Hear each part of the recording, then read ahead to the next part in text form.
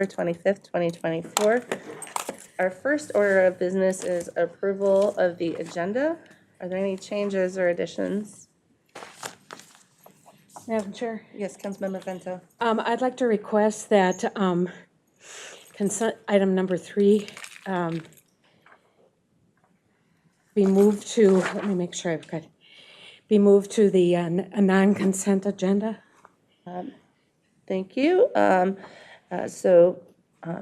I entertain a motion to approve the amended agenda. Motion to approve. Moved by Councilmember Chambliss. Is there a second? Second. Second by Councilmember Morales. Is there any other discussion? Seeing none, all those in favor say aye. Aye. Opposed, nay. And we'll move that after business item 2, so the blue line items can all travel together. Everyone's okay with that? And now we're on to approval of the October 28th, 2024 meeting minutes. Did anyone have any changes or additions? Seeing and hearing none, I'd entertain a motion to approve the minutes. So moved. Moved by Councilmember Morales. Is there a second? Second. Second by Councilmember Tyrone Carter. Is there any other discussion? Seeing none, all those in favor say aye. Aye. Opposed, nay. And the minutes are adopted. And I'm going to turn it to Metro Transit Deputy General Manager and CEO Brian Funk for employee recognition. All right. Thank you, Madam Chair and council members. My pleasure to allow all of us here today to hear from a couple leaders in our engineering area, starting with Jim Harwood. We're going to hear about some great work being done across that business unit, and I'll invite Jim to come up and introduce our first recipients this afternoon.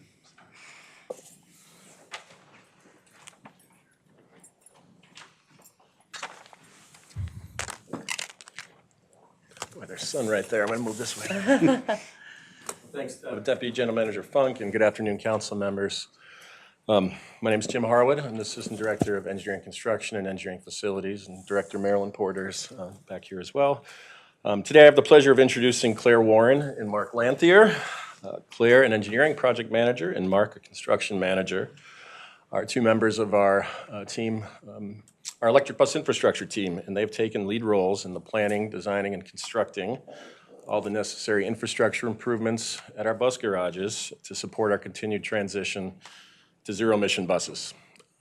As you may imagine, these projects take several years in the making due to the coordination with utilities, the lead times on equipment, and really the extensive stakeholder involvement it takes to undertake this type of work in our operating and active bus garages. So, due to their exceptional work, earlier this fall, in the first week of September, we actually hit 3 major program milestones in a single week. I thought this was a good opportunity to recognize their work. Those that were about 5 years in the making, I'll just add. The first, we issued our final construction contract notice to proceed for the infrastructure work at East Metro Garage to support our Gold Line and future charging infrastructure there. This was the last of over a dozen contracts, over 2+ years to get us to this point so that we can finish it out and be prepared as we go into revenue service. Also at East Metro Garage, we had our final concrete pour. That was in the exterior site work there to really support over 5 years of coordination with Excel so they could bring the necessary power to the facility to support those battery electric buses. And then we also made progress on our next garage, our North Loop garage, and really kicked off our charging infrastructure design there to support our 20-40-foot electric buses that are currently on order and future electric buses, building off the investments we made when we constructed that facility and the power in the grid there. So, as I mentioned, these take many years, and we have a lot more to do. But these were significant milestones we reached in 1 week, and would not have happened without the dedication to perseverance and the exemplary contributions of Claire and Mark sitting behind me. So, I want to thank them for their work. Awesome.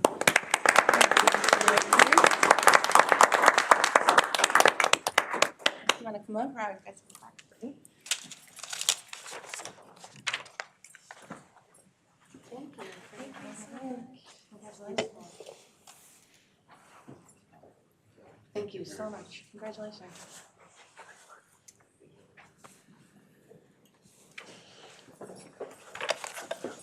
Council members, I'm also going to take this moment to turn it over to Jeff Freeman, our Manager of Sustainability Engineering, to recognize Laura. So.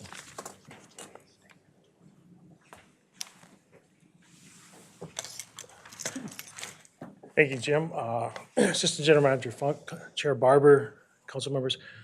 When I nominated Laura for this award, I solicited feedback from a number of council leaders that have worked with her along on the Climate Action Work Plan. Councilmember Barber and Councilmember Vento, participating in the council work group on climate, get to see Laura's work on a monthly basis when we get together and we have these wonderful agendas and these meaningful discussions where everybody gets to contribute. And we shape what the work the council is going to do as it relates to some of the upcoming climate issues. Those statements that were made by those leaders were very impactful. I think they say a lot about the work that Laura does. What it really doesn't talk about is the quality of the work she puts together. I left some of that out because I wanted to keep it kind of brief as the nominating award. But Laura is a consistent contributor of quality work as it relates to climate. She's willing to take on more work than I think one person should probably do, but given the situation where we are staffing-wise, she's done it. She's gone full speed ahead. No training wheels, downhill, high velocity. And somehow she's still here. Earlier this month, or I guess it's a couple months ago, she took over working through our community solar garden issues, which was, needless to say, kind of a bit of a challenge. We had contractors that weren't following the rules, they weren't following our contracts. We've worked through those issues, we've given them a list of things they need to do. Through Laura's perseverance, we got to a place where we didn't even know we really had this problem until they tried to ask for other things. But Laura's worked through it, and we've got to a position where we have a solution in sight, and we're going to make this happen. But that's pretty typical of the way what she's done in the past. She's led us through our climate action work plan adoption, being a leader in environmental justice, working across the council to help others out with environmental justice issues, meeting with the community, and it really is a subject matter expert as far as how to effectively have environmental justice discussions with people in the community. And for that, I thank her for her contributions and recognize her here today. Thank you. Thank you.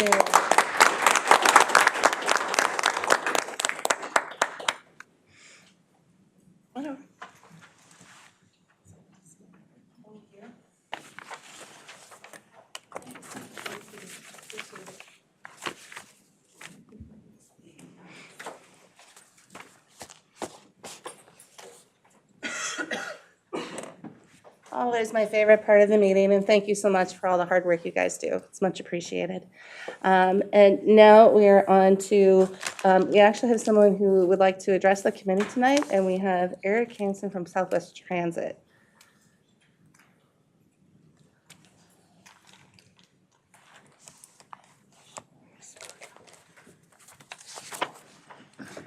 Thank you for entertaining me tonight. I have a bad habit of sitting in the back row. I had too many years of going to church as a child and misbehaving, I think. But I wanted to take this opportunity to thank Chair Barber and Charles for kind of letting us know about one of the policies that you're going to be evaluating, which is at the end of the agenda tonight regarding the allocation policy. It's not very often, I suppose, that people come in here thanking you and showing appreciation for the work that you're doing. It's probably, I've only been in this role for about a year and a half as the CEO for Southwest Transit. And I will tell you that even though these are, difficult kinds of issues in terms of how we allocate funding, and, at the end of the day, Southwest Transit is a small portion of what the Met Council does, but for us and the people that my staff and I serve in our communities, it's a big deal. Knowing that, we're able to, work with your staff and work with Deb on these kinds of issues of, what do we do to move forward? How do we look at sales tax? How do we look at, dividing these kinds of resources in an equitable way so that our entire community of the Twin Cities is served? I mean, it's just a huge deal. I think we're working on some issues now that maybe have been a lot of years in coming. And so I just want to share my appreciation. And I know that we're not done having this discussion because what we're talking about is something for next year. And I think there's a lot of discussions yet to be had. I'm not going to stand up here and say that there won't be items that we disagree with sometimes, but that is the way that it goes. But we won't be disagreeable. And so we appreciate very much the work that you are doing, as well as your folks. And just wanted to take that opportunity to thank you for that. So if you have any questions, I'd be happy to answer them. Otherwise, I didn't want to take up a ton of your time because you've got a pretty aggressive agenda today. We have a bit of I an don't, agenda today. I don't envy you, actually. This is the reduced one, so. Oh, that's good. Yeah. So you push some stuff off then. Excellent. Well, good job, Charles. Anyone have questions, comments? All right, go ahead. Sorry. Fantastic. Thank you, Deb. Appreciate it. Thank you, Eric. You I bet. appreciate the comments. Councilmember Vento. Madam Chair, I screwed up. I apologize for racing in at the last minute, and as a result of racing in at the last minute, I made an error. My intent was to move agenda item number 4, not agenda item number 3, to the non-consent. We need to do another motion. Yeah. Okay, all right, so we're going to clarify the agenda, and so moving item number 4 on the consent items after business item number 3 on the non-consent agenda, I'd entertain a motion to approve the revised agenda. So moved. Moved by Councilmember Morales, is there a second? Seconded by Councilmember Tyrone Carter. Is there any other discussion? Seeing none, all those in favor say aye. Aye. Opposed, nay. Motion carries. Thank you for the catch, Councilmember Vento. All right, now we'll go to reports, and we'll start with MTS Services Executive Director Carlson. Thank you, Madam Chair. Good afternoon, council members. Just a short report tonight. The Federal Highway and Federal Transit Administrations conducted a planning certification review on Wednesday and Thursday, November 13th and 14th. This is a required review for all MPOs or Metropolitan Planning Organizations with a population greater than 200,000. It's done every 4 years. And during the review, the agencies examine our transportation planning process and ensure we're adhering to federal requirements. So they look at every aspect of planning. They can issue 3 types of findings. A recommendation, which is an area that we could consider altering or approving upon our work. A commendation where we're performing exceptionally, and it's often considered a best practice nationally. Or third, a corrective action where we're not meeting requirements and must make immediate changes. So the good news is we have no corrective actions recommended to us. There's 5 recommendation areas and 8 commendations, so some good commendations. One of the recommendation areas is actually on your consent agenda, and it's a technical item to adopt the official planning area for the region, which is really a combination of the required federal and required state planning areas of the council, so there's really no discretion in it, but passing that item on your agenda will help us clean up the one of the 5 areas that they have recommendations around. So the Fed's work continues. They shared their initial thoughts with us. They'll continue their work and then issue a full report next year. With that, Madam Chair, I'd be happy to answer any questions. Thank you. Any questions or comments from council members? All right, thanks, Charles. We'll move now to Metro Transit Deputy General Manager. All right, Madam Chair and council members, in recognition of our robust agenda, I'll keep my remarks brief as well, but just wanted to acknowledge that this week we'll have a couple of schedule changes along with many of the regional providers. On Thanksgiving Day, Thursday, most of our service will be operating a Sunday, otherwise published as a holiday schedule.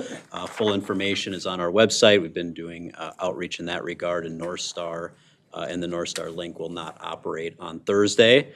And then on the day after Thanksgiving, in response to reduced demand, primarily for some of our express services, we'll be running a schedule that's more similar to a Saturday schedule. But we're still offering nearly 80% of our service. Again, all of the details on a trip level are available on our website, but I just wanted to make sure to mention it here today for the good of the order. So happy to answer any questions. Thank you. Questions or comments? All right, seeing none. Thanks, Brian. We do not have a TAB report tonight in communications with Mr. DeGan. The 2 business items for TAB are on consent, and there's also a report linked. And just due to the length of our agenda, he decided to forego that. So everything's contained in the link in our agenda. So if you have any questions, feel free to reach out to him. He did want me to wish you all a very happy Thanksgiving. So On to, the last report is TAAC, and we do not have a TAAC report tonight, so we're moving on to consent business. There are 9 items remaining on the consent agenda, so I'd entertain a motion to approve the items on consent.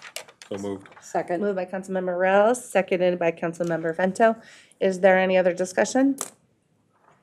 Seeing none, all those in favor say aye. Aye. Opposed, nay, and the motion carries. We are on to our first business item, which is business item 2024-246. It's the Metro Blue Line Extension Capital Grant Agreement Amendment 1. We have Nick Thompson here, and he'll be here for a couple of Blue Line items. So, but this is the first one. Madam Chair, should we do the lease one as the fourth one? That's my thinking, yes. Okay, thank you. All right, Chair, members of the committee, I present business item 2024-246, Metro Blue Line Extension Capital Grant Agreement 221038, Amendment Number 1 with Hennepin County and Hennepin County Regional Rail. The original capital grant agreement was executed on October 4th, 2023, with a not-to-exceed amount of $75,305,000 to advance preliminary engineering services for the Blue Line Extension project, with an expected termination date of December 31st, 2024. The original grant agreement was to extend the framework of partnership with the county for delivering the Blue Line Extension project and make up funds available for project activities in authorizing the budget amendment. This proposed amendment, number 1, allocates additional funding in an amount not to exceed $173,600,000. This will allow us to continue into final design and engineering of the project. Importantly, to begin right-of-way acquisition after the record of decision is achieved next summer, and for relocation activities for any property owners. This would extend the termination date of this agreement to June 30th, 2026. That is a date before construction of the Metro Blue Line Extension is expected to begin as soon as fall 2026.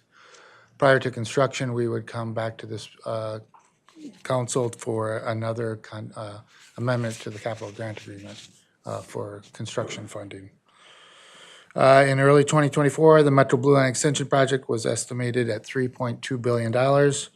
We will be updating the new budget development in 2025 based on changes in the design that have carried out in 2024 through both the supplemental draft EIS process and also through scope added through the municipal consent process.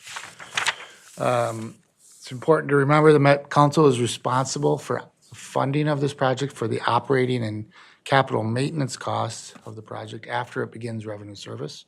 But per state statute, the council does not use its own funding for the capital side. So the funding we're receiving today for continuing this grant is from Hennepin County. Council can only contribute to capital funding of a light rail project if we receive direct appropriations from state or federal government for this. This proposed action would make funds available, committed funding from Hennepin County and Hennepin County Regional Rail Authority to the project. Once the amendment is executed, a separate council action will seek to authorize agreement of funds in the CIP in project 61403. The project will be included in the CIP. So the proposed action is that the Metropolitan Council authorize the regional administrator to negotiate and execute the Metro Blue Line Extension Capital Grant Agreement 22I038 Amendment Number 1 with Hennepin County and Hennepin County Regional Rail Authority, or HCRA, in the amount not to exceed $173,600,000. This is contingent upon the Q4 capital budget amendment business item 2024-332 JTSW and Hennepin County's board approval, which is on schedule to be approved on December 12th, 2024. That'll stand for questions. All right, thank you. Before I turn for questions, could you expand just a little bit on what the record of decision or ROD is and what we can do before and after that? So the record of decision is the final step where the federal FDA will authorize that we've completed the environmental process. We have issued the supplemental draft EIS, received comments on that, And now we are in completing the supplemental final EIS statement. Once FTA has deemed that that process is complete, they issue the record of decision, which is anticipated to be in June or July of 2025 on our current schedule. At that point, when we have record of decision, we can begin the right-of-way acquisition or relocation process, but not before. So these funding for this, in this grant agreement, could not be spent on right-of-way until that point, which we anticipate next summer. The other important part in next summer is in this project, we will be submitting the project to FTA for official federal rating in August. And prior to that, Hennepin County will be making their official commitment of local funds for the capital share of this project at about the same time that right-of-way acquisition could begin on the projects. Thank you. All right, questions or comments from council members? Councilmember Venta. Thank you, Madam Chair, and thank you, Nick. I have been a consistent pain in the neck on this issue. And one of the issues I struggle with is that, well, two of the issues that I struggle with are decisions that need to be made at the local level and at the federal level. I'm concerned about what happens if any of the cities along the proposed corridor after the first of the year and the swearing in of new city council members changes their positions. I'm also concerned about what happens after January 20th. And I'm very concerned about spending what will be a total of about $226 million tonight with these various consent business items and non-consent business items. I'm not going to speak to this again, other than once when we get to the item I asked to be moved from consent to non-consent, but I am going to be voting no on each of these blue line issues. I had no problems with the staffing piece in the items number 1 and 2 in the consent agenda, but as it goes forward with spending a lot of money under the premise that everything's sealed up at the local level, the county level, the council level, and the federal level, I'm just very, I feel a sense of responsibility, and I'm very uncomfortable with spending that amount of money. Thank you. Any additional questions or comments? I will just add that we all know there's federal uncertainty with some of these programs right now, and that's going to be, we'll know more by next summer when the record of decision would be issued. So what is your anticipated spend between now and then? Chair, I would have to get back to you on that, a monthly spend on that. Of this amount, a lot of this is related to the right-of-way that will not occur before that time, but I can get back. Yeah, the vast majority is related to the right-of-way after Yep. the record of decision. All right, additional questions or comments? All right, seeing none, I entertain a motion to approve business item 2024-246. So moved. Moved by Councilmember Morales, Second. seconded by Councilmember Chambliss. Is there any other discussion? Seeing none, all those in favor say aye. Aye. Opposed, nay. Nay. And the motion carries. And on to business item 2024-295, same week, which is the grant agreement with Hennepin County for the Anti-Displacement Community Prosperity Program. Chair and members of the committee, I will start by making a slight adjustment here that this will not need to be same week. Oh, okay. This got, just recognize that, but this will go to full council on December 11th. So this is a grant agreement 24I051 with Hennepin County Anti-Displacement Community Prosperity Program for the Blue Line Extension Light Rail Transit Project. As background to this business item, under Minnesota Session Law in 2024, the state of Minnesota allocated $10 million to Hennepin County. This through the Met Council. So this grant proceeds were appropriated from the state of Minnesota's general fund to the council for a grant to the county who will administer the Blue Line Light Rail Transit Extension Anti-Displacement Community Prosperity Program, or ACPP. In this law where they passed the funding for this project, the legislature appointed members of the anti-displacement work group to a new ACPP board to evaluate and approve and propose uses of these funds in the areas of affordable housing, business support, public infrastructure, and job training. The legislature directed that Hennepin County provide the administrative support for the ACPP, and that the legislature appropriated the funds to the council for a grant to the county. So this action will allow us to provide the grant to Hennepin County, at which point Hennepin County will be the administrator of, for the community board of this funding. Funds for this contract are an appropriation from the general fund of the state of Minnesota for a grant to Hennepin County from the Met Council. Just a little additional background, the legislature did require that any funds, for these funds to be used by the board, matching or more funds must be assigned to the project. And so once these funds become available to the board will create a process for allocation of the funds. They are still working through that process. But matching funds for any of the allocated funds will need to be secured before these funding can be spent. So this $10 million of state funds will leverage at least another $10 million of other sources of funds to be determined in the future. So the proposed action tonight is that the Met Council authorize the regional administrator to execute the general fund grant agreement with Hennepin County for the Anti-Displacement Community Prosperity Program in the amount of $10 million. Thank you. Councilmember Vento?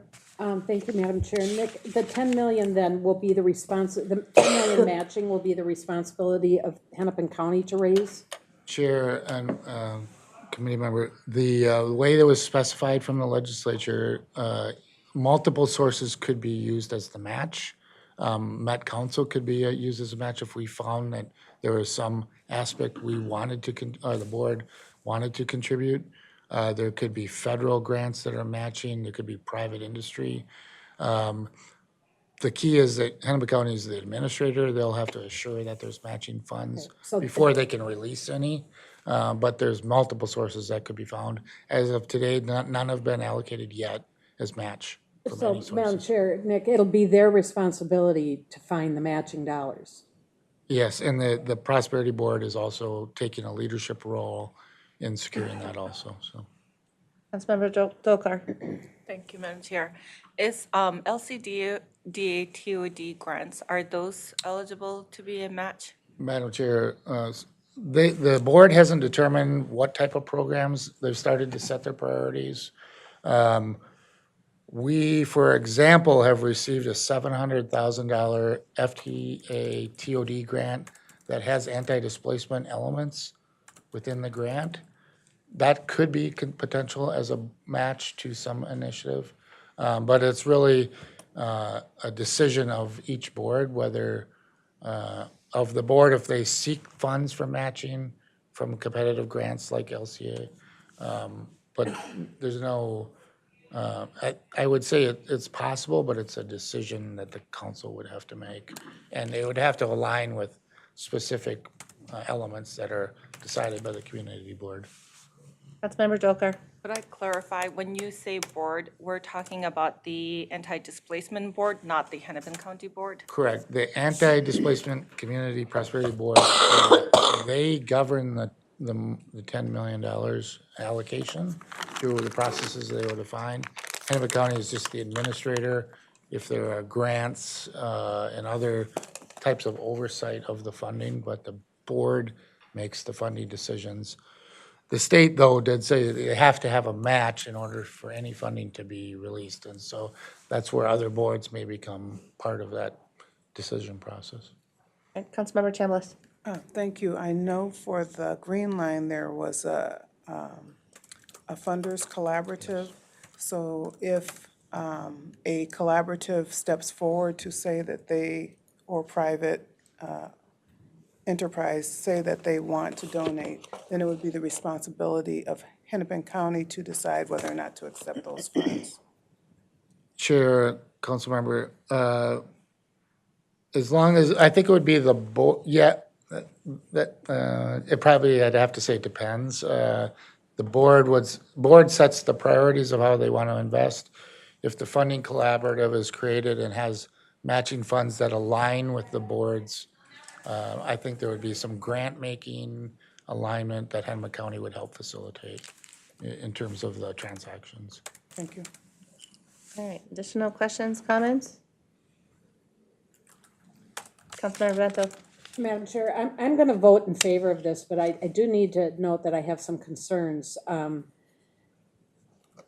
as to the potential of a reliance on LCDA funds, that a number of us are concerned about trying to broaden the reach of those to other parts of the region, and how it would be determined what portion would be considered part of the Minneapolis limit as to how much can be received versus the non-Minneapolis portions of the route. So I have some concerns about this and the impact on possible grant from that fund. And again, I have a concern about the fact that we as a council haven't made a decision yet on where we're going with this project. And thank you. Enough said. Additional questions or comments? All right, and then I'd entertain a motion to approve business item 2024-295. So moved. Moved by Councilmember Morales. Is there a second? Second. Second by Councilmember Tony Carter. Is there any other discussion? Seeing none, all those in favor say aye. Aye. Opposed, nay. Motion carries. And now back to you for business item 2024-312, which is Blue Line Limited Notice to Proceed number 3 for engineering.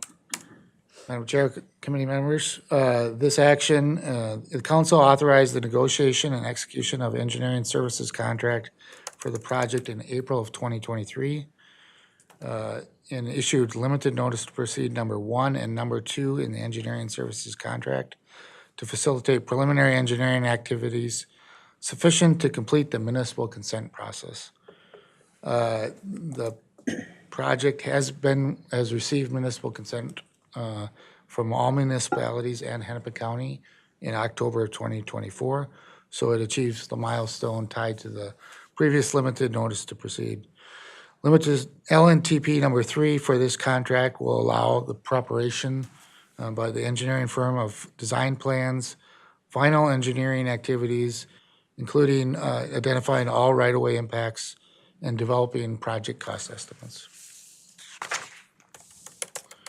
Local funding is provided through both the executed and the pending capital grant agreement amendment that we discussed prior with Hennepin County and Hennepin County Regional Rail, and incorporated into the council's authorized capital budget under project 61403. Phased limited notice proceeds are planned for this project and to align with the council authorized funding available for the work under project 61403. LNTP number 3 will extend through the end of the capital grant agreement amendment that was approved earlier. This small business inclusion on this engineering contract, the OEO has assigned a disadvantaged business enterprise goal of 19% for this contract. As of September 30th, 2024, the contract is currently achieving 18.4%. OEO has been monitoring the contractor's DBE plan and good faith efforts towards achieving its goal, and to date, the efforts have been deemed sufficient and anticipates the DBE participation increasing as the contract continues. So the proposed action tonight is that the Metropolitan Council authorize the regional administrator to issue limited notice to proceed number 3 for the engineering services consultant contract 22P103A in the amount of $37,475,448. This is contingent on the Q4 capital budget amendment, business item 2024-332, JT same week, and the Hennepin County's board approval, which is anticipated on December 12th, 2024. Stand for questions. All right, questions or comments from council members? Councilmember Dokler. Thank you, Madam Chair. Nick, could you, so just to make sure I fully understand what this means, does this mean the council will issue an RFP, or will there be a single contract? Chair, Councilmember, this is an amendment to an existing contract that we awarded, but we have been issuing limited notice to proceeds for the contract that was fully authorized based on reaching certain milestones. And so the latest milestone was to authorize us to spend enough money to get through the municipal consent process, to ensure that we make that process, and then if we do, come back to the council and ask for further work to be allowed on the contract, this time through final design and prior to construction. So it's an existing contract that we're incrementally getting approval for authorized use to manage some of the risk. And can you remind me who the consultant? This is with Kimley Horn and is the prime with a team. They're only in the planning phase, right? They're not the entity that's building out the line. Chair, Councilman, they are the engineer of record for the project, and they will be the lead of design and remain engineer of record of design through construction, but they're not the constructor of the project. Okay. And then, sorry, thank you, Madam Chair. And could I ask, so I am curious, and I think I've asked this in one other hearing of Transportation Committee before, or may have reached out via email too. The DBE goal for the contract, how was that established? And I think there's a formula behind it through FTA. And then the curious question I hold is, when the stadium, the US Bank Stadium was built, the DBE goal was established at a much higher percentage rate. And I wonder, like, what would it take for council to establish that level of DBE goal versus what's listed here? And I appreciate you getting. And we're going to welcome Ashanti Payne to the. Chair Barber, council and committee members, Ashanti Payne, Assistant Director, Office of Equity and Equal Opportunity. The council and the Office of Equity and Equal Opportunity uses what's called relative availability. So we take the scopes that are actually involved in the work and the relative availability of DBEs that perform that scope. Based on that, we add up the totals for each of those scopes based on estimate and dollar values to come up with a base goal. And that base goal can be adjusted based on a number of factors, past contracts that we've had that are similar.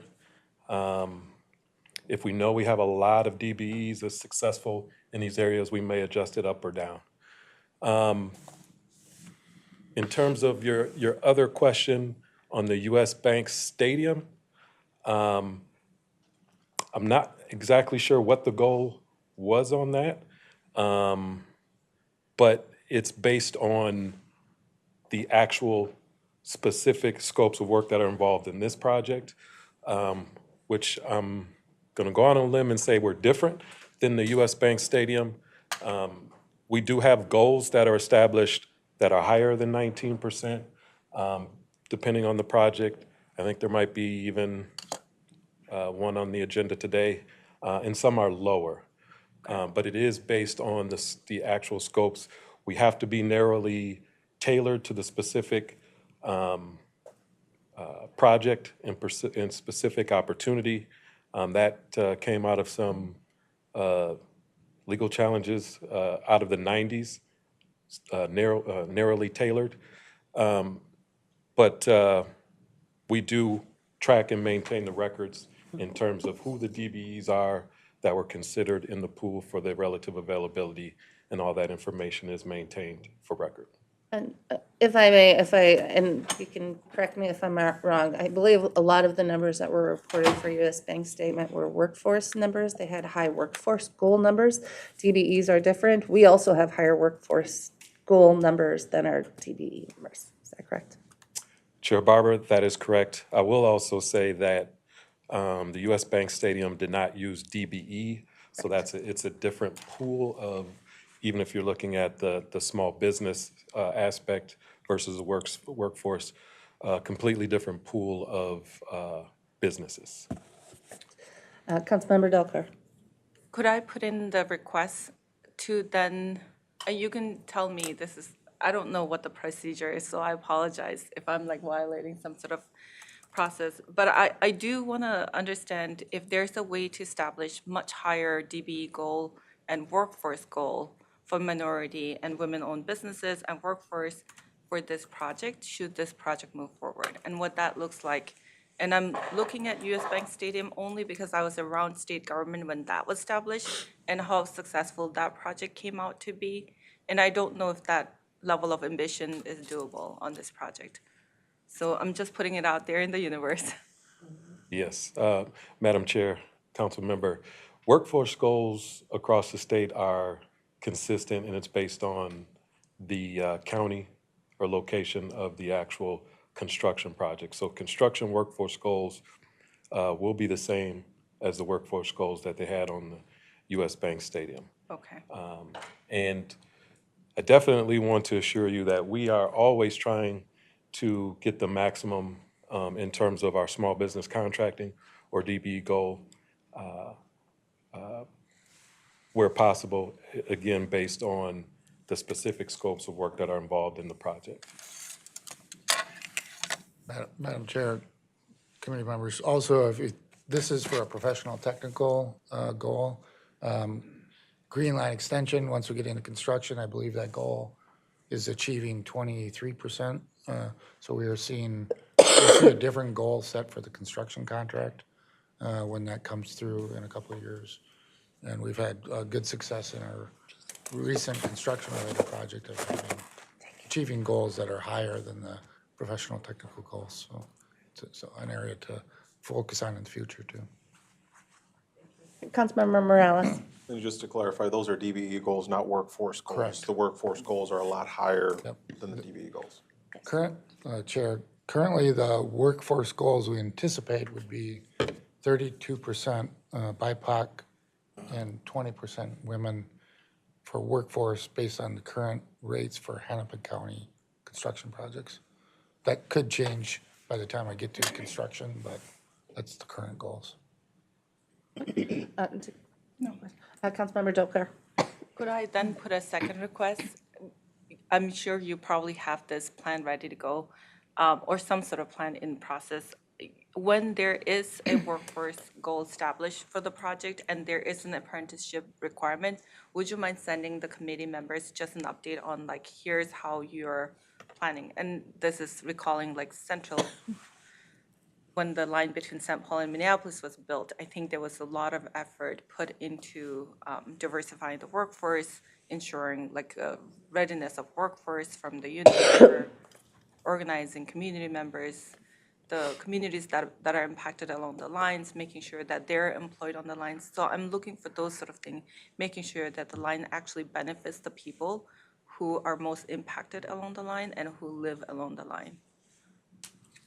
Chair, committee members, we will provide a strong update on that. That is one of the core elements also of the anti-displacement initiatives of the project and the corridor. And one of our focuses now as we move towards construction is getting the local workforce ready to help build the Blue Line extension. So we can provide updates on that. Thank you. All right, additional questions or comments? Seeing none, I'd entertain a motion to approve business item 2024-312. Motion to approve? Moved by Councilmember Chambliss. Is there a second? Second by Councilmember Morales. Is there any other discussion? Seeing none, all those in favor say aye. Aye. Opposed, nay. Nay. And the motion carries. And now we're going to go back to business item 2024-293, which is the Metro Blue Line Extension Contract Amendment with CBRE. Madam Chair, committee members, this is Metro Blue Line Extension Contract 22M024 Amendment with CBRE Incorporated and Middleton Partners LLC to extend the Blue Line project office lease. In 2022, the council in Hennepin County approved the lease of over 12,000 square feet of the 6th floor of Park Place West for the Blue Line Extension Project Office. The space has been furnished with furniture from the original Blue Line Project Office and includes 2 large video conference rooms. The lease for this space is set to expire in April of 2025. and a lease amendment is needed to extend the termination date. The lease amendment will also increase the square foot of space rented by the project office from over 12,000 square feet on the 6th floor to 22,757 square feet, which includes a portion of the 5th floor of this building. We're taking over a portion of the space that was prior used by the Green Line extension. We are leasing an additional 10,000 square feet of space on the 5th floor beginning October 1st of 2024 through December 31st, 2027, in an amount not to exceed $591,398. In addition, the amendment will extend the lease of the original 12,432 square feet on the 6th floor by 32 months, beginning May 1st, 2025, and also ending in December 31st, 2027, in an amount not to exceed $561,512. The additional space is needed to accommodate, as we're beginning to expand the staff of the Blue Line extension as it transitions from an engineering phase to the construction phase and adds to the team. The total cost of the term of the 32-month lease is $1,989,430.86. Funding for this project is included in the project budget, and they're eligible project expenses that will be funded through FTA and our local funding partners through the capital grant agreement. With that, the proposed action is that the Metropolitan Council authorize the regional administrator to negotiate and execute an amendment to contract 22M024 with Middleton Park Place Investors LLC for the lease agreement in the amount of $1,989,430.86. Thank you. Questions or comments? Councilmember Vento. I lied when I said I wasn't going to speak more than once. If you haven't been counting, you figured that out a few months ago, and I apologize. But, Madam Chair, Nick, so we're confident that we're going to need this office space until December of 2027, correct? Madam Chair, council members, I'm confident we're going to need this office space probably till 2031, so as the project moves forward. But, we've looked at the other lease agreements we have, and I think we can, I know there's concern about if we do not receive, if the project stops or we don't receive federal funding before the end date. And we believe that we could add terms to the agreement like we have on Gold Line and Green Line, that we could work with our leasee to end the lease early if some milestone, that a condition like that can be added to the lease. Additional questions, comments? All right, seeing and hearing none, I'd entertain a motion to approve business item 2024-293. So moved. Moved by Councilmember Morales. Is there a second? Second. Second by Councilmember Tyrone Carter. Is there any other discussion? Before I call the vote, I just have a couple of quick comments. So as you all know, I have a little bit of skepticism about the Blue Line. However, Nick's grinning right now. But because really looking at the cost and scope of the project, is it the right project at the right time? However, I'm a big believer that we have to have all the information before we shift directions. And I think that with the uncertainties that we have, maybe potentially with with FTA or with our local funding partners, we need to have all that information, which is why I am voting to advance these things right now. But I still have a dose of skepticism about it. So with that, all those in favor say aye. Aye. Opposed, nay. And the motion carries. Thank you, Nick. All right. And because our agenda is really big, we're going to do this in chunks for consent and non-consent, if you don't mind, to keep it straight. I would say the capital grant is non-consent. I think the anti-displacement prosperity program can be consent because that's just pass-through funds. The limited notice to proceed would be non-consent. And I believe that the lease agreement can go consent, if everyone agrees. Okay. All right, on to the next set of items. We've got a series of items for the Metro Green Line extension, and we have Jim Alexander and Nick Dow here. All right, thank you, Madam Chair. Jim Alexander, Project Director. I want to introduce Nick Dial. He's been on the project since 2017, but not in front of this full group, I believe. But He was formerly just our Director of Construction. We promoted him to take on another role in addition to Director of Construction as Deputy Project Director. Nick has a lot of experience with rail projects. He comes from Denver RTD, had a lot of experience there, so want to get that introduction. So these first two items that are kind of related, the Hennepin County grant agreement, amendment to that, and also the overall project budget. You may recall back in September of last year, there was a resolution made to really solidify the funding on this project where Hennepin County had a commitment of $190 million, and earlier this year, $100 million was approved by this board and through the council, and we have an amendment for that to add to the capital grant agreement, and we're looking to add $90 million to finalize what Hennepin County has said they would contribute to get us to the full amount of $2.86 billion. Now that budget number, I've talked about that before. Back in March, I believe, we were before the full council talking about that number. We've actually been reporting to the legislature going back to September of last year. So this is really the culmination of a risk review that we had undertaken with FTA, the Federal Transit Administration, and a very exhaustive review looking at everything under the hood on this project, looking at the cost, looking at the schedule, and concluded that 2.86 is going to stick for us. We hope to see that through, and we're also looking at a revenue service of 2027. We have not identified specific date. I'm getting that question come up quite a bit. We still have a lot to do. I want to emphasize that. We're overall around 85% complete on the project, but there's still a lot of work to be done to get there.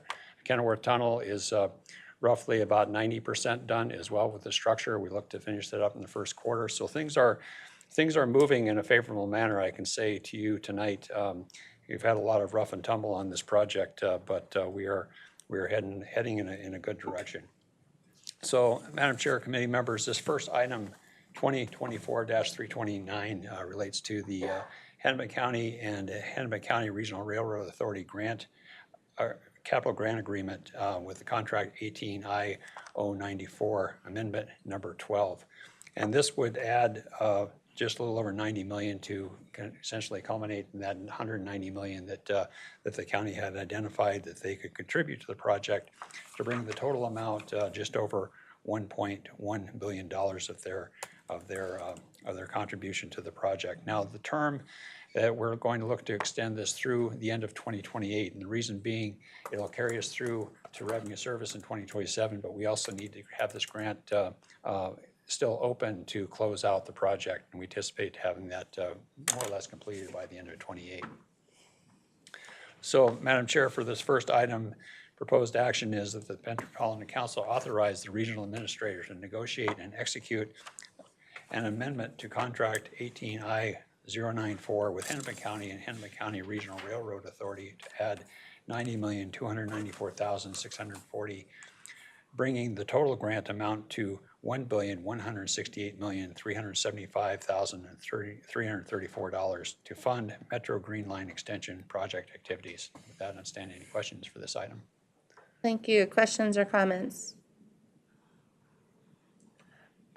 So just to confirm, this is the final money that we're expected to get from Hennepin County, with the remaining sources being any other allocations from the full funding grant agreement and the 5307 funds. Madam Chair, that is correct. This would be the final, and I would say this is contingent, similar, had Nick Thompson has spoken about the Blue Line amendment.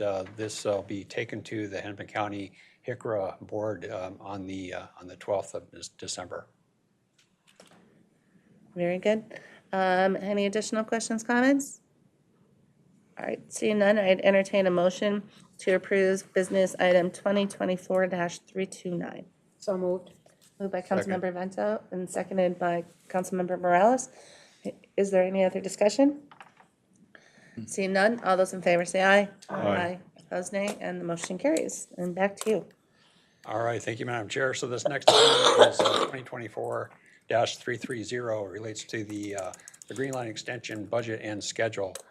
And as I indicated, we are landing on $2.86 billion, and this is really no change from what we had talked about clear back to last year about this time on this project. And as I indicated, we had done an extensive risk review with FTA, their consultant, had looked over our records, our numbers, and the scope of where we're at with the project, and feel that that's a solid number to finish this project out. And so I would propose that our action here is that the Metropolitan Council take the following actions related to the Metro Green Line Extension Project. Approve the updated project cost estimate of $2.86 billion as the project budget, and acknowledge the revised project schedule that anticipates revenue service beginning in 2027.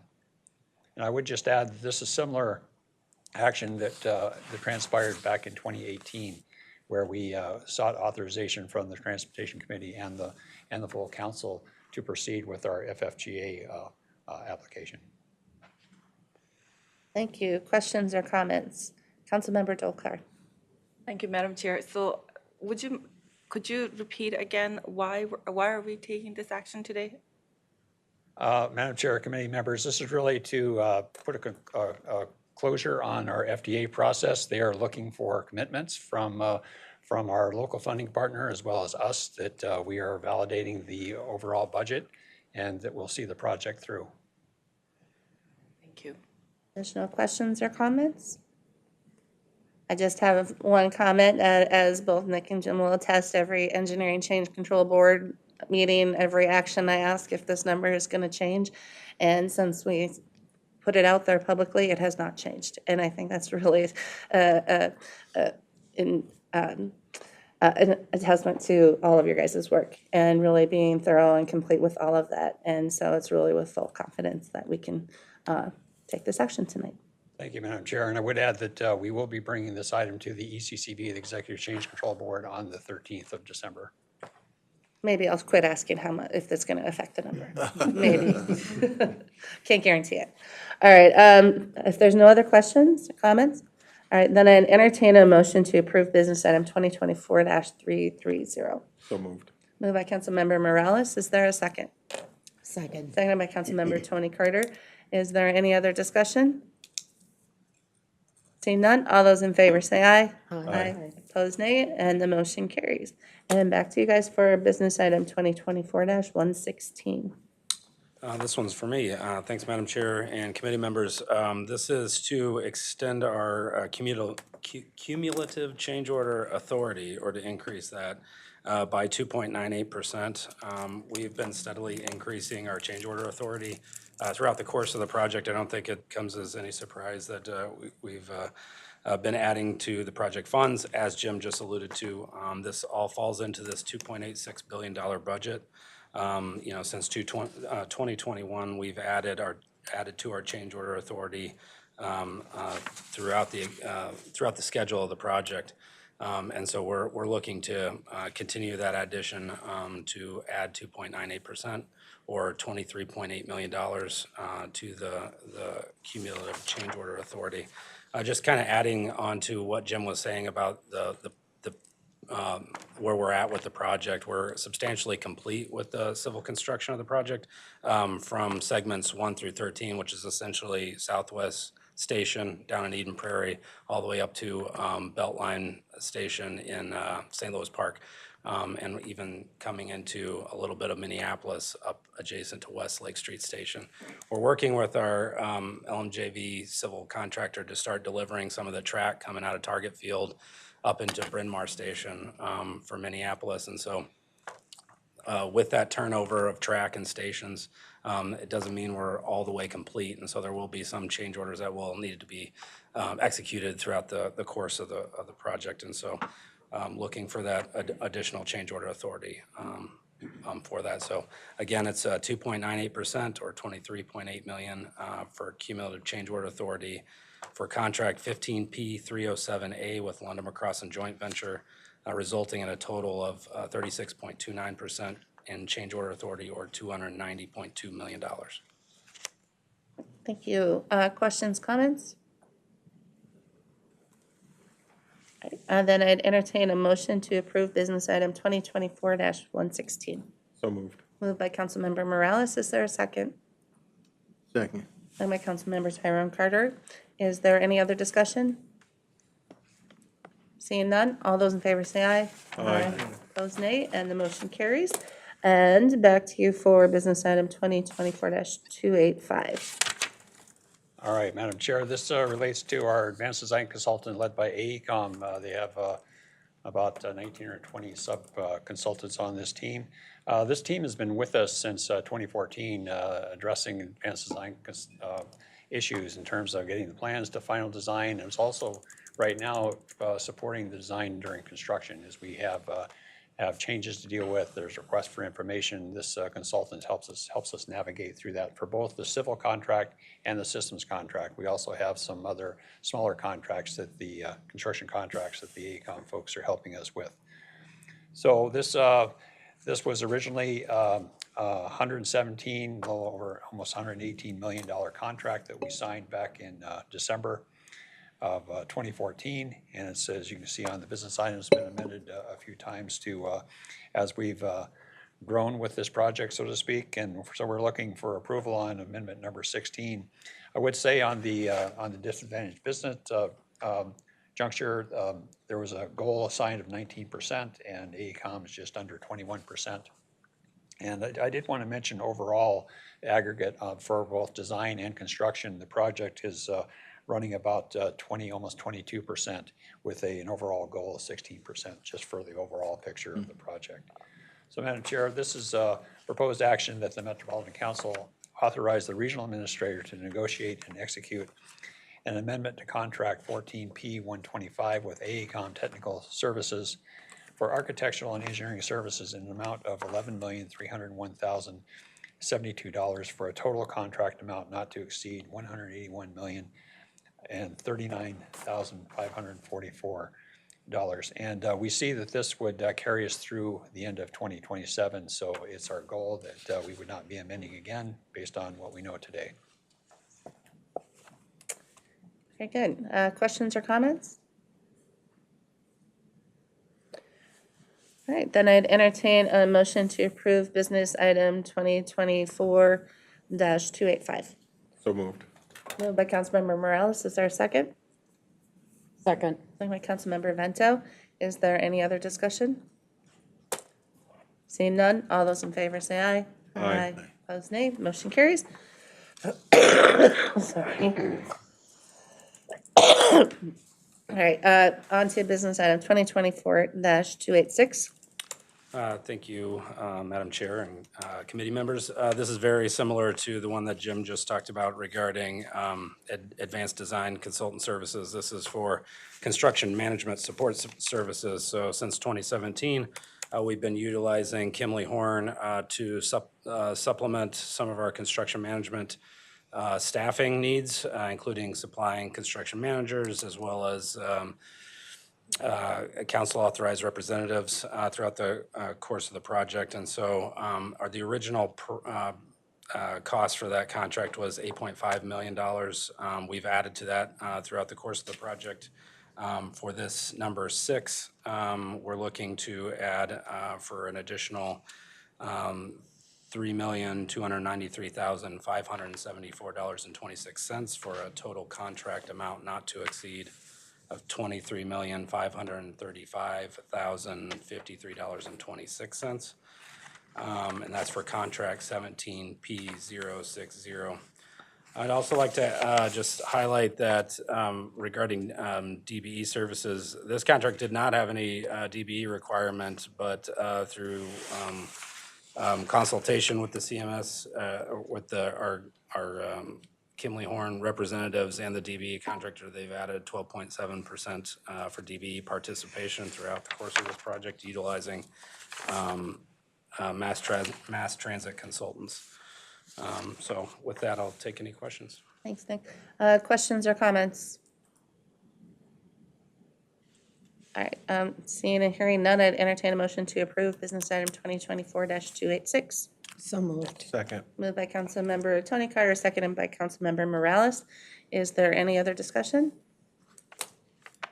Seeing none, all those in favor say aye. Aye. Opposed, nay. Motion carries. Okay. One more green line one. Yes, Madam Chair and committee members, this is for 2024-287, and this is for the Quality Management Services Contract 18P018, Amendment Number 5. Very similar to the last two, this is for Quality Management Services. So Quality Management Services supplies inspection staff, material testing, geotechnical engineers out in the field to help with our council authorized representatives be able to find problems, identify problems, and solve problems out in the field. So this is, we're seeking from the Met Council to authorize the regional administrator to negotiate and execute an amendment to contract 18P018 with Braun Intertech for quality management services in the amount of $9,009.70 for a total contract amount for $69,720,977.70. Again, highlighting DBE percentages, there's a 15% contract goal for disadvantaged business enterprises, and they're currently at 18.95%, or exceeding that percentage. I'll take any questions. Before we go to questions, I want to clarify. So our business item says 69,320,977. Do we know which one's wrong? Which one? What did you say? In our agenda, the published agenda, it says the total contract amount in our stuff says 69,320,977. Yeah, that's correct. Okay. I must have. All right, misspoke. just wanted to make sure, so. Sorry about All that. right. Good. Any questions or comments from council members? All right, then I entertain a motion to approve business item 2024-287. Second, or so moved. Moved by Morales. Is there a second? Second. Then by Councilmember Chambliss. Is there any other discussion? Seeing none, all those in favor say aye. Aye. Opposed, nay. Motion carries. Thank you, gentlemen. Madam Chair, do we still have the 2024-284? I thought Which I one? understood that was taken off consent. Maybe I mistaken. No, It was no, taken off wrong. That was a mistake. that It was an error. We redid the agenda and fixed it to move. It was the lease on the blue line that we moved. All right. Yeah, you guys are free. Thank you, Nick and Jim. All right, so for this set of items, and with, if there's no objections, I would say the capital grant agreement amendment 12 is non-consent. The Green Line budget and schedule is non-consent. And the remaining items, the cumulative change order and the various contracts can all go consent. Everyone agrees? Okay, you got all that? All right, now we're on to business item 2024-299, which is the St. Paul Downtown Alliance, and we have Barry Farrington here to present. Welcome. Thank you. Hello, I'm Barry Farrington, and I'm with the Engineering and Facilities Department, and I'm here to talk about business item 2024-299. This is a contract with the St. Paul Downtown Alliance. It's a contract for services which would bring safety ambassadors to 3 Green Line stations in downtown St. Paul, 10th Street Station, Central Station, and Union Depot Station, and the immediately adjacent bus stops. Safety ambassadors will provide a positive and official presence at these stations to make a more welcoming and safe experience for transit customers. The contract will also include the services of the Downtown Alliance's Safety Communications Center, which facilitates communication among public and private partners, and this service also includes new data and reporting of issues to Metro Transit.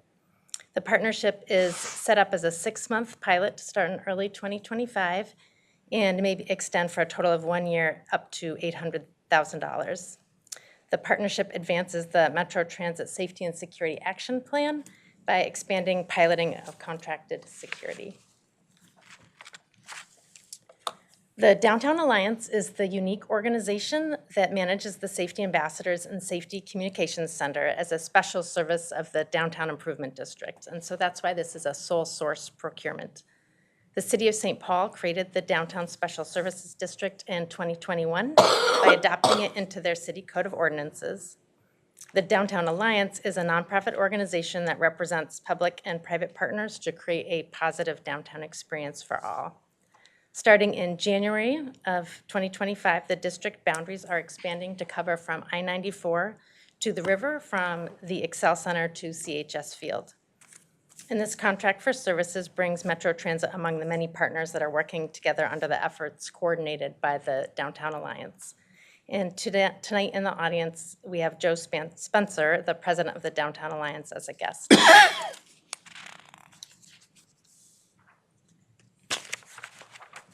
So safety ambassadors are unarmed security officers who would be at Metro Transit's 3 stations 7 days a week from 7 a.m. to 11 p.m. The safety ambassadors will provide welfare checks, remind people of the code of conduct. They make social service referrals. They perform light cleanup. They report issues to Metro Transit. And the safety ambassadors would be supplemental to Metro Transit staff work. The Safety Communications Center supports streamlined communications between safety ambassadors, the St. Paul Police Department, St. Paul Public Works, Downtown Street Outreach Services, private building security teams, and they would also dispatch to Metro Transit with this partnership. And then finally, this partnership, we will be using existing data and new data to evaluate its effectiveness and how it works for Metro Transit to partner with an established district. Safety ambassadors use an app to track their accomplishments and interactions throughout the day, and that data will help us evaluate. We'll combine that with existing data we already have and you're familiar with through the Safety Security Action Plan, such as Metro Transit Police data, maintenance data, transit customer experience data, and staff experience. So with that, I would like to request that the proposed action 2024-299 is that the council authorize its regional administrator to negotiate and execute a sole source contract 24P265 with the St. Paul Downtown Alliance for safety services not to exceed $800,000. Thank you. Questions, comments? Councilmember Carter? Comments. Thank you very, very much for this partnership. I do see the president of the Alliance here and appreciate so much the work that has been done by the Alliance over these many years. I'm thankful for the observation of the impact of safety ambassadors downtown St. Paul.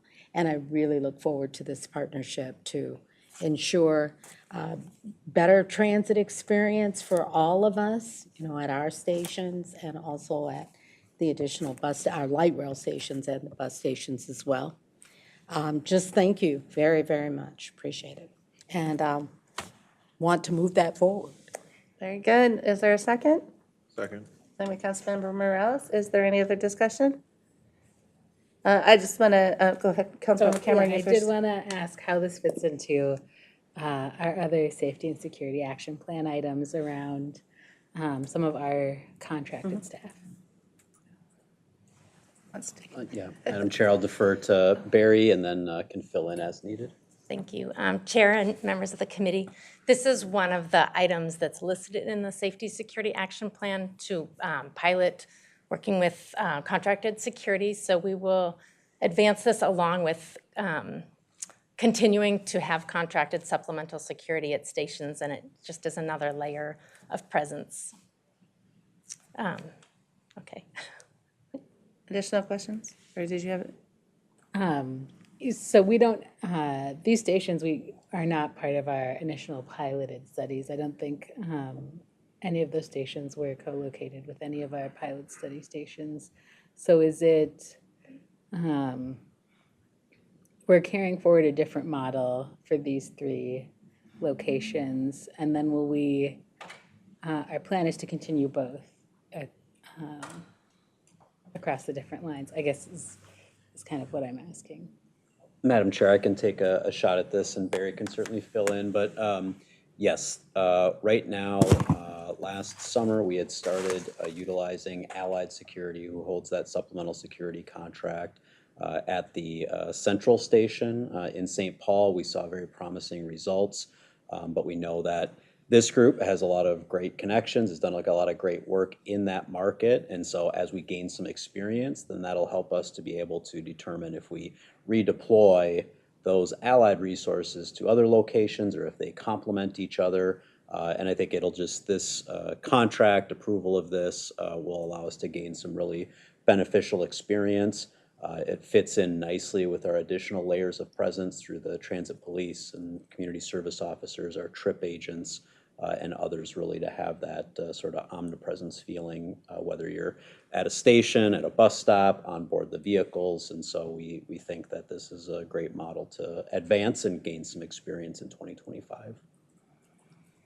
Additional questions, comments? I just, absolutely. I think utilizing resources where we're creating partnerships in addition to what we already have with our subcontractor is really wonderful. So thank you. Anything else? I'll just add quick comments. I think this is a great addition to what we're doing. I think we've shown that having the different layers of people out on the system from Metro Transit and partner organizations has really made a significant difference. And, having met with several of the business owners in downtown St. Paul, and I've got a soft spot for downtown St. Paul myself, I think this is really going to be a great addition. And I think, I really welcome this type of partnership. So, Councilmember Vento. I apologize. Thank you, Madam Chair. I apologize, Barry, if you've already said this and I missed it, but, oh, I see. Okay, presence between 7 and 11. Okay, I'm good. Thanks. All right. Councilmember Chambliss? Yes, I'm just curious if anyone knows Brian or Barry, thank you, whether or not downtown St. Paul has ambassadors in general on the streets like they have in downtown Minneapolis? Madam Chair, Barry, Mr. Spencer, probably some other experts who can fill in the blanks, but yes, so go ahead. Madam Chair and members of the committee, the Downtown Alliance is that ambassador, force of ambassadors. So the same ambassador team that would be at our platforms will be out in the community, all the public spaces in downtown St. Paul within the district's boundaries. So that's one continuous team that we'll be part of. Okay, so that's a great collaboration effort then. Thank you. Additional questions or comments? All right, we already have a motion and a second. So with that, if there's no other discussion, all those in favor say aye. Aye. Opposed, nay. Motion carries. Thank you. And I believe that I can go consent to the full council. Now we're on to business item 2024-321, which is Blue Line State of Good Repair Phase 3. We have Wyatt Jackson here. And thank you, Madam Chair, council members, committee members. My name is Wyatt Jackson. I'll be presenting on business item 2024-321, Blue Line State of Good Repair, Phase 3, Contract 24P207. Before I get started, I do have a brief two-slide presentation. It just covers a recap of what the State of Good Repair project is and what to expect over the next 3 years for the project. I don't know, to kind of set up clicker. Do I just, oh, it's already up here. Yep. Perfect. Quick history of what the State of Good Repair project is the third project in a series of projects. Blue Line is about 20 years old. This section of the project extends from the north end of Terminal 2 to Humphrey, Cedar Riverside stations. The goal of this project is just to essentially rehabilitate deteriorated and older parts of the project. This includes rehabilitating signals and signal components, deteriorated switch heat, switching from AC switch heat to DC switch heat, replacing some old and worn turnouts and crossovers throughout the corridor while introducing a new turnout in the corridor to help aid in operational movements throughout the corridor. It should aid in some of the new headways that we're expecting, down to 12-minute headways in the future. Replacing rail in high wear areas, such as curves, tunnels, and grade crossings through the area. And just other infrastructure as well. The project is anticipated to occur, we're expected to issue NTP, hoping to issue NTP later this year, with the first of the work occurring in August of 2025, with final completion to go through late fall in 2027. Coordination with multiple groups over the last multiple years, couple months as we're gearing up for construction has been dealt with these multiple groups here, rail ops, street ops. I'm not gonna read them all, but with the work that's coming up, we're well prepared to get this work going and help the public know what to expect in the upcoming years. Over the last 9 months or so, Steve Hamilton, my colleague here, and I have been helping finish up the design of it, and now we're moving into the construction phase of the project. An invitation for bids was issued on August 2nd, 2024. Pre-bid meeting was hosted. Steve and I held 2 site visits for potential bidders to come out and view the area and get a lay of the land for the construction phasing. We had an 8-week bid timeline. Council staff facilitated a public bid opening on October 3rd. And we received 2 bids. One bid was from Aldridge Electric for $80,145,713, and another one from Railworks for $88,044,988. Aldridge Electric was the low responsible bidder and recommended forward. Funding will be held from 3 different projects, 2 of which will need to have a capital budget amendment in the upcoming year to recoup some of those funds. This is all local funds through MVST, so the Office of Equity and Equal Opportunity assigned an MCUP goal of 6% for the solicitation.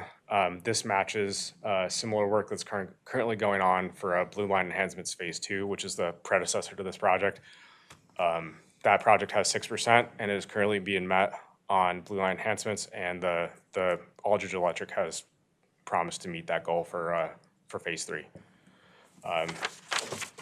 The proposed action is that Metropolitan Council authorize the regional administrator to award and execute contract 24P207 with Aldridge Electric for replacement track rail upgrades and replacement rail on the Metro Blue Line in an amount not to exceed $80,145,713.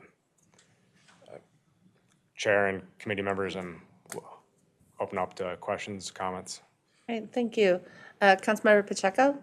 Yes, Madam Chair, members, and I've brought this issue up a couple times in the past, especially around the Blue Line as it exists today.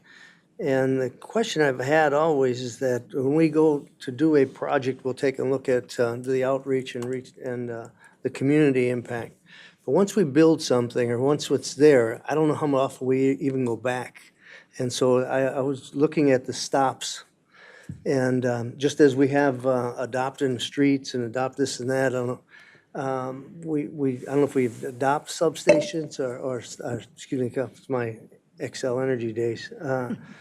But I think that the around the stops or around I don't see a lot of outreach because there are partners in this. They're not going anywhere. We're not going anywhere, but they do feel the impact of our operations. And I don't know how often we go back and talk to them about what they're seeing, what they could do. I mean, I was at a meeting once when one of the residents there said people who are going to the airport will leave their baggage and everything, junk here, and then expect to come back and they go grab it and pick it back, but they didn't know how to deal with it because they were afraid. They don't want to call the police. They don't want, so. I don't know. I think this is an opportune time for us to revisit that and maybe do some more work around these, see what they see and see what they would like to see in our operations and then build that relationship instead of moving on to the next one and having some people behind. So whatever your outreach effort is and anything is, if you can engage those residents that again are the first line there, that would be great. If I turn to Deputy General Manager Funk.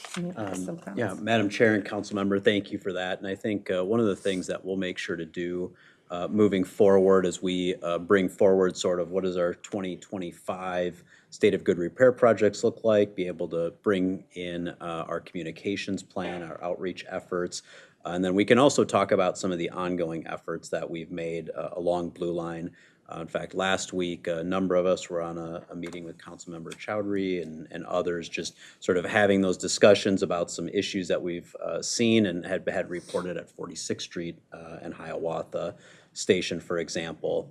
Another meeting in the last couple of weeks with Councilmember Rainville about some issues near the warehouse and Nicollet platforms downtown. And so we can certainly take that request back and bring back a robust proposal about some of those outreach activities we try to do to keep the lines of communication open.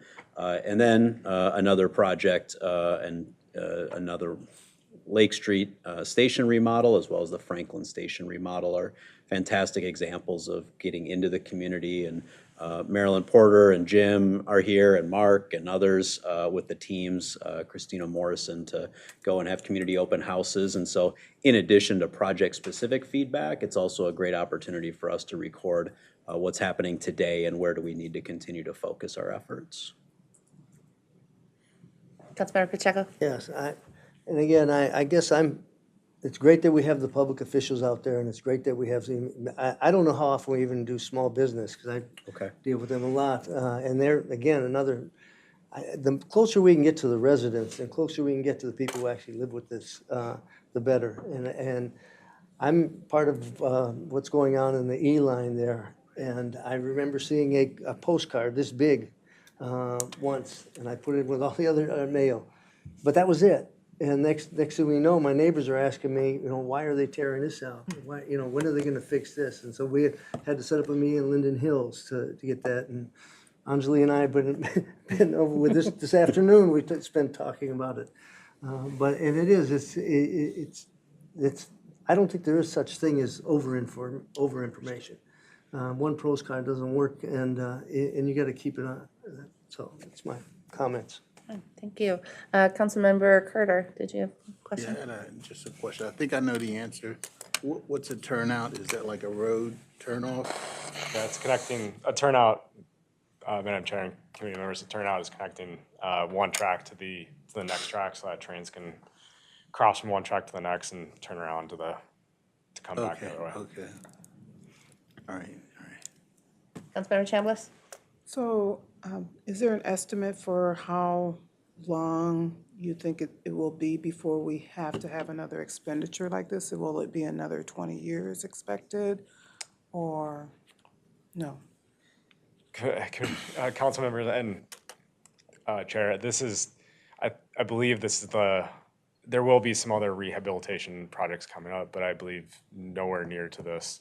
I think this is my understanding, this is the last of the big ones in that regard. Because there's currently work that has been happening from Mall of America up through Terminal 2, which covers the southern end, and then we're taking this project from the north end of Terminal 2 up to Franklin Station, so that covers majority of the blue line. And then, I think once Green Line turns 20, we'll be looking at Green Line next, so. Yes, General. Yeah, Madam Chair and council member and others in the audience can fill me in as well, but we know that this state of good repair work is going to be kind of ongoing to some degree or another. I think the answer is perfectly spot on that this high level of investment that we started in the 20-teens with some replacement of downtown work and then went to the south end and now moving north is quite large, but we know that it's something we need to plan for, and it's a great use of the resources, especially since we've been kind of afforded the sales tax revenue stream that we're planning this so that we do have something that's in that tip-top, really high-quality state of good repair and don't allow things to become deferred or degraded into an unsafe condition. Councilmember Chambliss? Yes, I know at our last council meeting that did come up that we are in good shape compared to many other states, that once you do get behind in your repairs, it is very difficult to get caught up. So it is very good that we were able to get the money from our legislature. Madam Chair and council member, I'm one of the luckiest COOs in the country. And I know it and I don't forget it, so. All right, additional Councilmember Vento. Thank you, Madam Chair.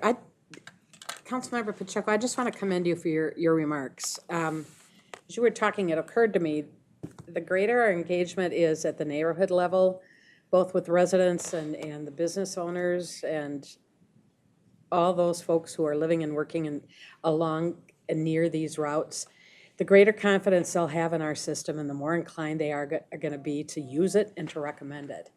So I think it's not only public engagement, it's just really smart PR. And I know it's going to be an issue that is going to be important in the East Metro area as the Gold Line opens, because there is a lot of angst as you go east as to what does this mean for our communities. So thank you. I really appreciate it. Additional questions, comments? I will just mirror Councilmember Chambliss's comments and thank you to the legislature that we actually can look at this and do this in well-planned out manner, like as we're going. I'm sure we're learning a lot from all the work that we're doing on the blue lines for things that we can apply to the green line and to the green line extension and all of that. So we kind of have a routine of how we do these projects. So it's really nice to see. So with that, I would entertain a motion to approve business item 2024-321. So moved. Moved by Councilmember Morales, second by Councilmember Carter. Is there any other discussion? Pacheco. Oh, sorry, Pacheco. Sorry, it was over here. Sorry. My apologies. It's my problem when I'm trying to read. I can't, yeah. Any other discussion? All those in favor say aye. Aye. Opposed, nay. All right, thank you, gentlemen. Thank you. And I would say that goes non-consent, if everyone agrees. All right.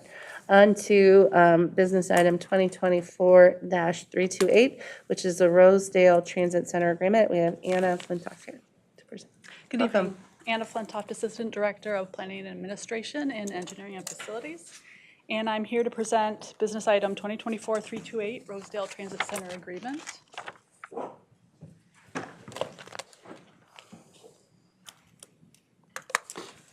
A little background on Rosedale Transit Center. Rosedale Transit Center is located in the city of Rosedale on Rosedale Center property. It's on the south side of the movie theater building. It serves 1,800 weekday rides and 9 bus routes, including Metro A-Line. It is our second busiest transit center at a suburban shopping mall after the Mall of America. We've operated a transit center at Rosedale since 1976. The transit center provides facilities for customers to transfer between routes, for operators to use the restroom, and for buses to lay over for scheduled recovery time prior to the next trip, which ensures service reliability. The current transit center location works well. It's a major destination for riders, and it's efficiently located within our network so that bus routes can continue to operate within existing schedules and resources. The current transit center facilities were constructed in 2007 through an agreement that expires in 2027. The mall owner has had the option to terminate the transit center use with 1 year notice since 2017, so we've been working for a number of years with the mall to secure more permanent rights.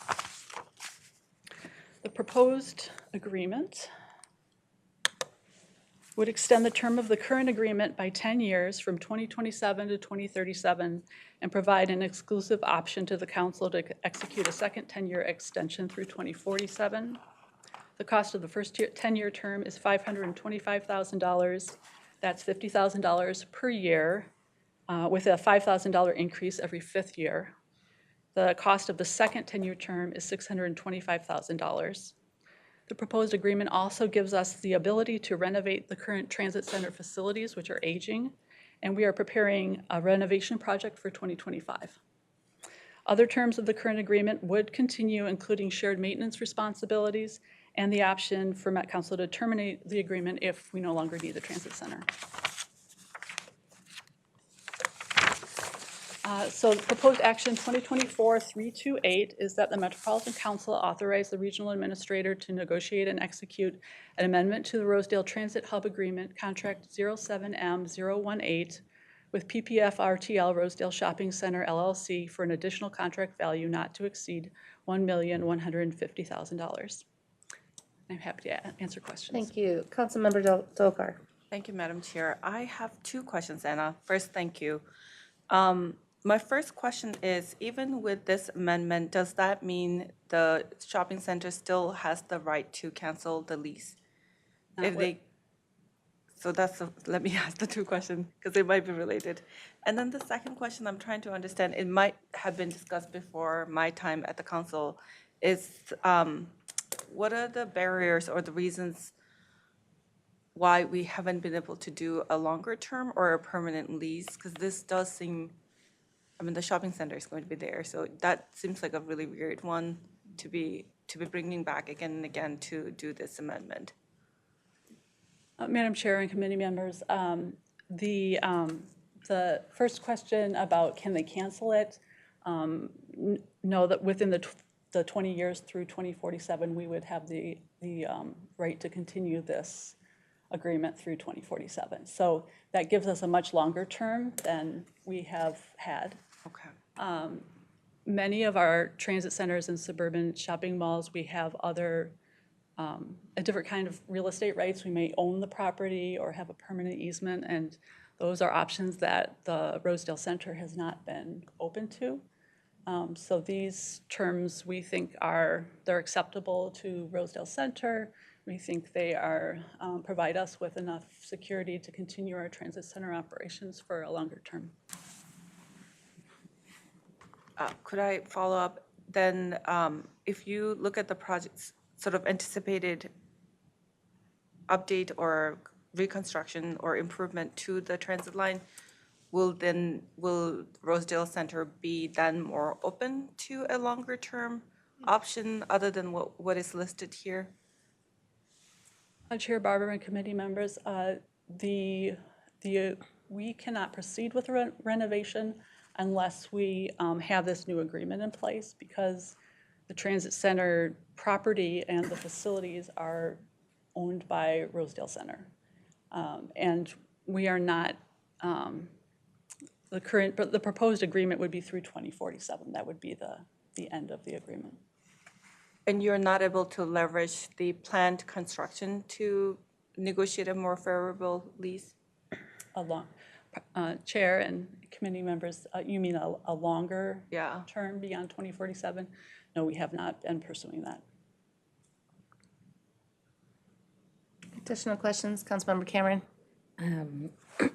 If you'll indulge me, Madam Chair, because this is really an interesting topic area, because we talked about E-Line and the terminus is Southdale Center for that ABRT line, and I think it is really interesting in the digital economy that we are partnering with shopping centers as transit centers. This is a long-time transit center, but we're adding, it feels like we are building out more robust relationships. So how many shopping centers do we currently have a transit center co-located with at this point? Yeah, Madam Chair and council members, that's a good question. We currently have transit centers at Mall of America, Northtown, Maplewood Mall, Rosedale, Southdale, and in Brooklyn Center, I believe it is Starlight Transit Center. And all of those that we have different kind of real estate agreements or rights at all of those. Some of them we own the property, some of them we have permanent easements, some of them we have 99-year leases. Rosedale is the one location where we've had the shortest term of a real estate contract. So this does, the previous agreement was for 20 years with the option to terminate the transit center after 10 years. This agreement extends it for 20 years through 2047. I think just to leverage our negotiating power going forward, looking at the contribution of how many people utilize the transit centers as how many people we're bringing to shopping centers across the metro each day with each of these transit centers would be a really interesting statistic to know. That's a good point. Additional questions, comments? Councilmember Vento? I would just note that Rosedale is a very vibrant shopping center. There are at least a couple, and I won't name names that you mentioned, that you can't say that about. They're kind of shells. So I think that they benefit from us, but we also benefit from them because people want to go there to work and people want to go there to shop and go to movies and to dine. So it's It's quid pro quo. Councilmember Morales? I was just gonna piggyback off of Councilmember Vento's comment is, it's nice to think of different ways to try and leverage our position when it comes to shopping centers like this, but you also have to keep in mind the amount of money that it would take to buy land, to have ample parking spots, put in the infrastructure, put up a building. There's no way we can do it for $50,000 to $65,000 a year. And just to maintain it and to build it, we won't have it. And in a lot of these geographical areas, buying that amount of land that we need for our transportation isn't feasible.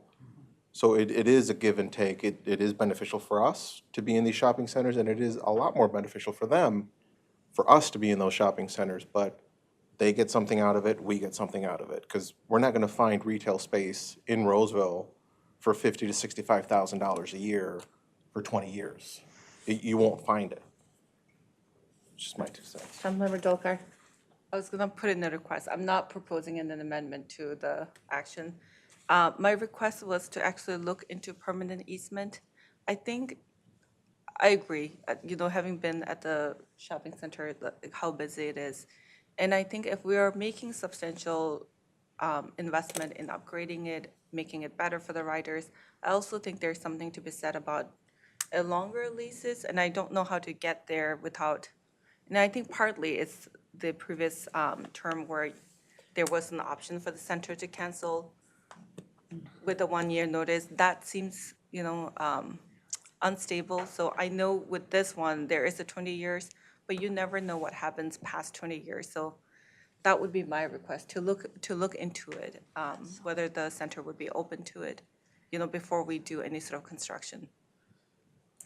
Madam Chair and council members, this is Kelly Jameson, our Director of Real Estate, and she's been a key partner in this negotiation. Yeah, Chair Barber and council member, we have been trying for about 5 years to acquire permanent easement rights, and it started with them all not even wanting the transit center here. And so we felt very good about a 20-year agreement at a reasonable rate, which has come down from our initial offer. And so, yes, we tried. They said no. Okay, all right. I think that was my first question, that have you tried it? Okay. And we got the termination taken off too. So that 1 year to terminate was a big deal too, that they couldn't invest the capital in. So we felt like this was a really good win for the council. Okay. Thank you. Additional questions, comments?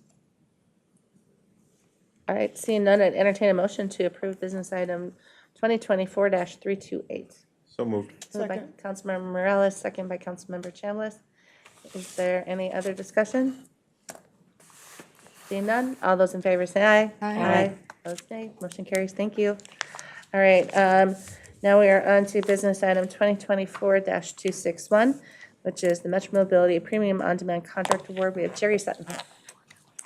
Good afternoon, Madam Chair, committee members. Jerry Sutton, Director of Contracted Services. The council subsidizes an optional transit service for Metro Mobility customers that choose to use taxi service instead of the traditional Metro Mobility service, and it's called Premium On Demand. Customers can use the service for any purpose, and the council subsidizes up to $20 per trip, plus any surcharges applied for expanded service per Minnesota Law, Chapter 68, Section 121. We released an RFP for new 5-year contracts in June and received 6 proposals for consideration. Our intent with this RFP was to select multiple on-demand service providers for customers to choose from. A panel made up of MTS staff, Dakota County staff, and Minnesota Council on Disability reviewed the proposals and determined that Transportation Plus, our current provider, USERV, and CarePool to be the most advantageous to the council. The proposed action is that the Metropolitan Council authorize the regional administrator to negotiate and execute contracts 24P119 A through C to provide Metro Mobility Premium On-Demand service in an amount not to exceed $19,524,500 with initial contract award amounts of $2.5 million per contract to Userve, Transportation Plus, and Carepool. Contract expenditures will be driven by customer demand, and contracts will be amended to add the unallocated $12,024,500 in council authorization as necessary to respond to customer selection of service provider. With that, I'll take any questions. All right, thank you, Jerry. Are there questions or comments? Okay, and then seeing none, I'd entertain a motion to approve business item 2024-261. So moved. Second. Moved by Councilmember Morales, second by Councilmember Vento. Is there any other discussion? All those in favor say aye. Did I mess up names again? Aye. All those opposed, no. Motion passes. And that can go consent to the full council. All right, our last business item. Business item 2024-340 is a transit funding allocation policy. We have Charles. Hey, Charles. Thank you, Madam Chair and council members. Business item 2024-340 deals with the transit funding allocation policy. This was presented in depth at the Committee of the Whole meeting last Wednesday. So I won't go into detail tonight, but I will just remind the committee of the major things this policy does. It sets principles and the region's approach to develop transit budget forecasts and allocations. It establishes an interim allocation basis to regional transportation providers, the suburban providers, for calendar year 2025. It expands our current policy to address federal funds as well as regional sales and use tax funds. It disallows use of federal formula funds on the initial capital build-out of transit guideway projects, except on council-initiated guideway projects. So importantly, we talked a lot about tonight about the stewardship that we have of the metro system. Use of formula funds is what allows us to keep that system in a state of good repair.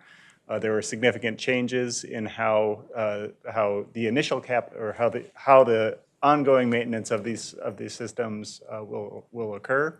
Will rely on federal formula funds for the upkeep, and therefore we will not use it for the initial capital build, except as authorized already by council, notably through the other item tonight related to the final Southwest budget. And then finally, it incorporates policy direction to basically to protect special transportation services funding, so Metro Mobility and Metro Move, for the purposes of that program. So we receive funds for that program. We will only use it for that program. The revised policy does not change existing state funding allocations to other regional providers. So those continue. And again, as mentioned last Wednesday, a lot of the work of potential change items are the conversations we've yet to have. That will be a focus for 2025 with potential revision taking effect to this policy effective in 2026. So, Madam Chair, the proposed action is that the Met Council adopt attached FM 12.3 transit funding allocation policy and direct staff to develop procedures to implement this policy. With that, I'd be happy to answer any questions. Thank you. Questions or comments? All right. Did you have a comment? I just state that I'm thankful to see the words in front of us because it is always confusing. The multiple funding streams and the multiple allowed or disallowed uses of those funds. So thank you. Helps straighten things out in my head, and I will move this forward. Thank you. Is there a second? Second. Moved by Councilmember Tony Carter, seconded by Morales. Is there any other discussion? I just have one comment. To see months and months and months of work boiled down to 2 sentences is kind of shocking because this has been just a ton of work. I think at this point can give the presentation, and I'm pretty sure Charles and Leslie dream about it because it's in their heads all the time. But really kudos to Charles and Leslie and to their staff, especially a lot of the finance staff who helped in putting all this information together. This was a heavy lift. It got boiled down to a lovely presentation, but it was a lot of work. So thank you. With a motion and a second, again, any other discussion? Seeing none, all those in favor say aye. Aye. Opposed, nay. Motion carries. Thank you. That will go on consent. All right, if everyone agrees. All right. So nicely done. We made it through our business items. We have 2 information items. I don't think either will be too long, but so I appreciate you all hanging in there. So our first is the FTA semi-annual DBE report. We have Trina Bolton and Ashante Payne here. Good evening, Chair Barber, Council and Committee members. Ashanti Payne, Assistant Director, Office of Equity and Equal Opportunity. And we're pleased to present to you this evening our second half in federal fiscal year end DBE report and outcomes for our federally funded transit projects and procurements. With me today, I also have Trina Bolton, who is a team lead in the Office of Equity and Equal Opportunity Small Business Unit. Trina is the individual who prepares this report and puts in that work. It is a Herculean effort that she does, and it's a lot of manual work as well. So I just wanted to recognize that. Also, if you remember, we contracted with the University of Minnesota to conduct our goal methodology and our 3-year goal. And with that, we knew it was going to be a challenge to achieve our overall goal for this 3-year period. But we were able to, over the last 6 months of this federal fiscal reporting period, which is April 1st, 2024 through September 30th, achieve over 21% DB participation, which was critical to us, because if you remember when we presented first half, we were only around 6%. So I was nervous, but that 21% in those 6 months of all those contracts executed over that period played a pivotal role. And just for context and reference, Trina was able to look up the U.S. Bank goal, so that was 20% small business contracting. Our Green Line projects cumulatively were meeting about 22%, and the civil construction is almost at 24%. And then federal fiscal year 2023, we were over 20% for the 12-month period. So of course, we don't want to use the U.S. Bank as the bar. Our objective is to be the bar and to be seen as leaders in this space. And Trina and her team, along with council, Metro Transit staff, our regional partners, and with your support, we can achieve that objective. So with that, I'm going to turn it over to Trina. Thank you, Ashanti. Chairman, council members, let's see, here we go. So the Disadvantaged Business Program is for federal funds. It's for construction, architectural, and engineering, and professional technical contracts. The annual goal is set every 3 years. So this is 2024 to 2026 is 13.4%. Project-specific goals are set by our team, the small business team, for every contract. We, again, report utilization to the FTA semi-annually. So there's a June report and then the December 1st report, which we're going to cover. And then achievement is against awarded contracts. So this is DBE utilization by award. So the top is the June report, and then the middle is the December report. So 93.5 million was awarded in prime contracts. 52.5 million was awarded to subcontractors. There were 7 DBE prime contractors for 2.8 million. And then 13.4 million went to DBE subcontracts for a total of 111 DBE contracts this reporting period. We achieved 17.42%, which was awesome compared to the 9.6 in June. And so for the year, we achieved 187 million,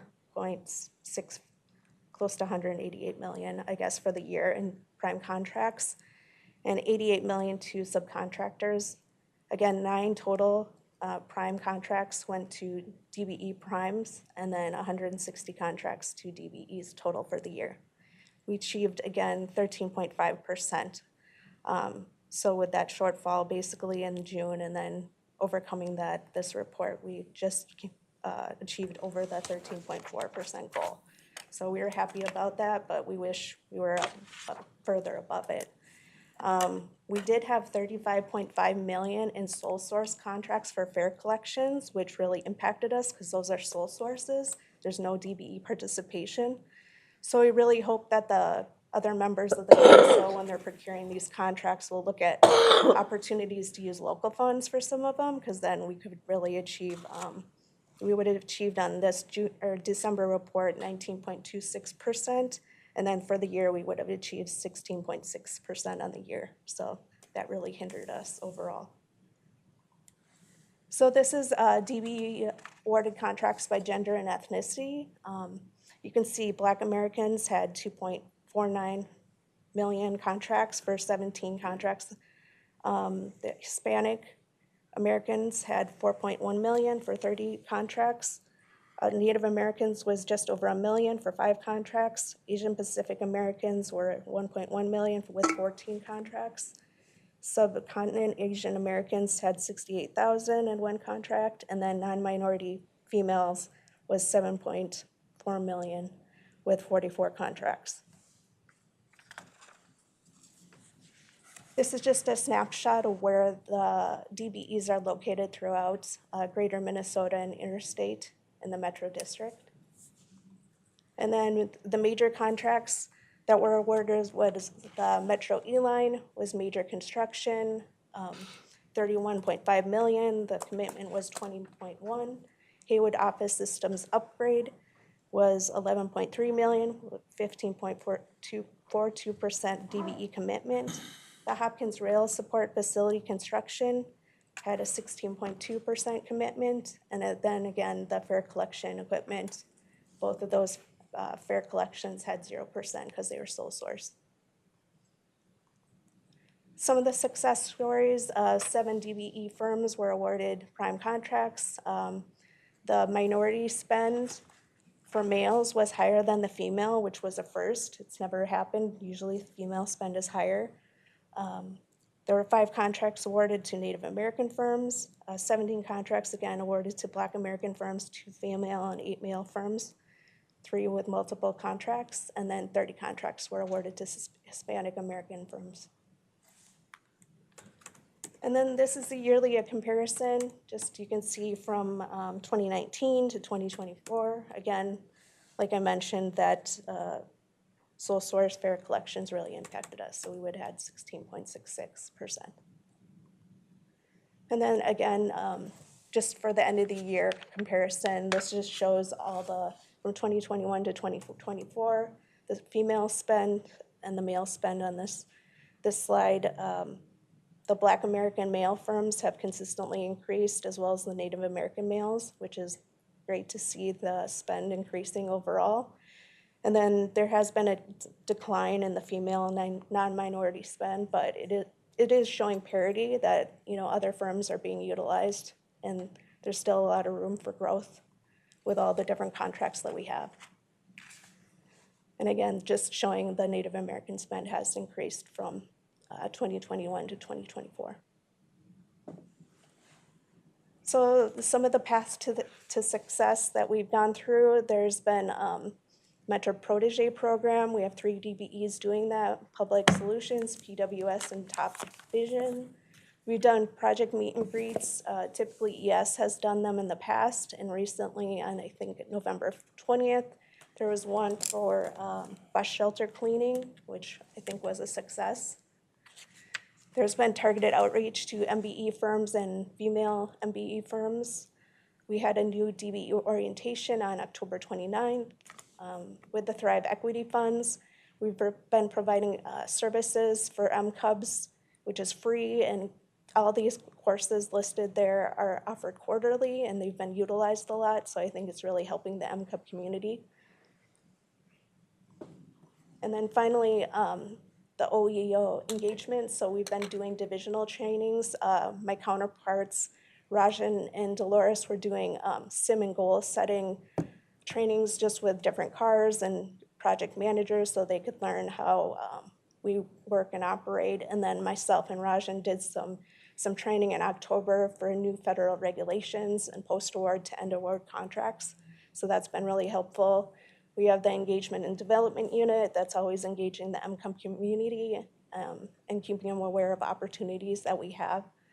We have a data team that is exploring better contract compliance. We really need to update our technology for tracking DBE and MCOB payments. It's something we're lacking on, and just to make sure that they're being paid on time and everything is flowing better. So hopefully we can improve in that area. And finally, there's been the small business equity assessment that was just recently completed with Starlake, and we'll be getting those, the assessment results and being able to implement their findings hopefully in the new year. And then finally, there's the diverse spend, which is for each division to have an MCUB policy to utilize MCUBs in the future and have a plan how they're going to utilize and look for spend to further growth in their division. So with that, I don't know if you have anything to add. We're standing for any questions. Very good. Questions? Councilmember Chambliss. Oh, thank you for that presentation. It's always good to get the updates, and I think the information is getting more in-depth each year as well. I'm curious about, as you can see from the data, there are quite a bit of gaps with the gender and ethnicity. With the government guidelines and regulations, do we see how we're doing against, other metro areas in terms of these types of DBE programs? Is that something that is looked at all? Just for perspective. Yes. Chair Barber, council and committee members, yes. We actually were just, some of our team was in Seattle, which is the National Training and Conference. And it is the American Contract Compliance Association. They are the only organization that does accredited and certification in this space. So we get to engage, network, interact, understand best practices, challenges that others are having across the country. What I will say is we noticed a gap in terms of Black, Hispanic, and Asian women-owned firms that we had back in 2021. So we have made progress. So we can't tell people to spend, but we can direct our outreach, our efforts, our engagement to those places where we do have gaps. And it is showing up. So if you look at those numbers, we have made some improvements in those areas, and we want to continue to make improvements where we have gaps. In comparison to other areas, normally it's around 80% of the spend is with Caucasian women versus other groups. So we're probably ahead of the national average in terms of curve and where we are. Not to say we are where we want to be, but in comparison, we're probably ahead of some of the others. Thank you. Additional questions, comments? Councilmember Dolkar? I have a couple of comments. Thank you, Madam Chair. And then one curious question, which if there's no answer, I'm totally okay with it too. I think one, Trina, just thank you for looking up the DBE goal for US Bank and how the projects are faring. Two, I think it's really good to see actual prime contracts being awarded to DBE firms. Again, historically, state agencies have always done DBE for subcontractors and not for prime contractors, and always for the smaller amounts and not for the bigger amounts. And I've wanted to see that change over the time. The second thing I will say is, Ashanti, very similar to what you just said, my experience previously working for state agencies have been when we look at, when you disaggregate the data under DBE, it has always been Caucasian women that has done much, much better, followed by veterans, and then the other groups within that, Asian Americans have done better. And so the number looks actually really dismal as you go down to American Indians. And so to see actual dollar amount and contracts awarded, that's actually really good. So really, thank you for all the outreach. The question I have, and Shanti, I think I've asked this, and I've sent this inquiry up the higher chain at my council, and I don't think I ever got a response back, is how to change the council policy around sole source. I do think, and this is one committee where I see sole source more often than CDC committee, which is the Community Development Committee, and there's nothing established, like there's no requirement there, and I completely understand when staff come and present and say things like, this is the best firm, or this is the only firm, but I still think, because we're still at the end of the day spending public dollars, I have a strong desire to see a little bit more substance behind the sole source in terms of DBE goals as well as workforce goal. And it is okay if the two of you are like, we don't have an answer, but how do I change that policy? Because I feel like I've asked this question, and I've asked this question and kind of have gone round and round since I've started at the council. And I feel like I did it with Councilmember Carter too. I should acknowledge her in that loop. Chair Barber, Councilmember Dolzar. I don't know if Jody's still. Well, what I will say is that we certainly understand that there are times when it is prudent to use sole source contracting. And I think it's also recognizing that there are some times maybe where we could make other decisions.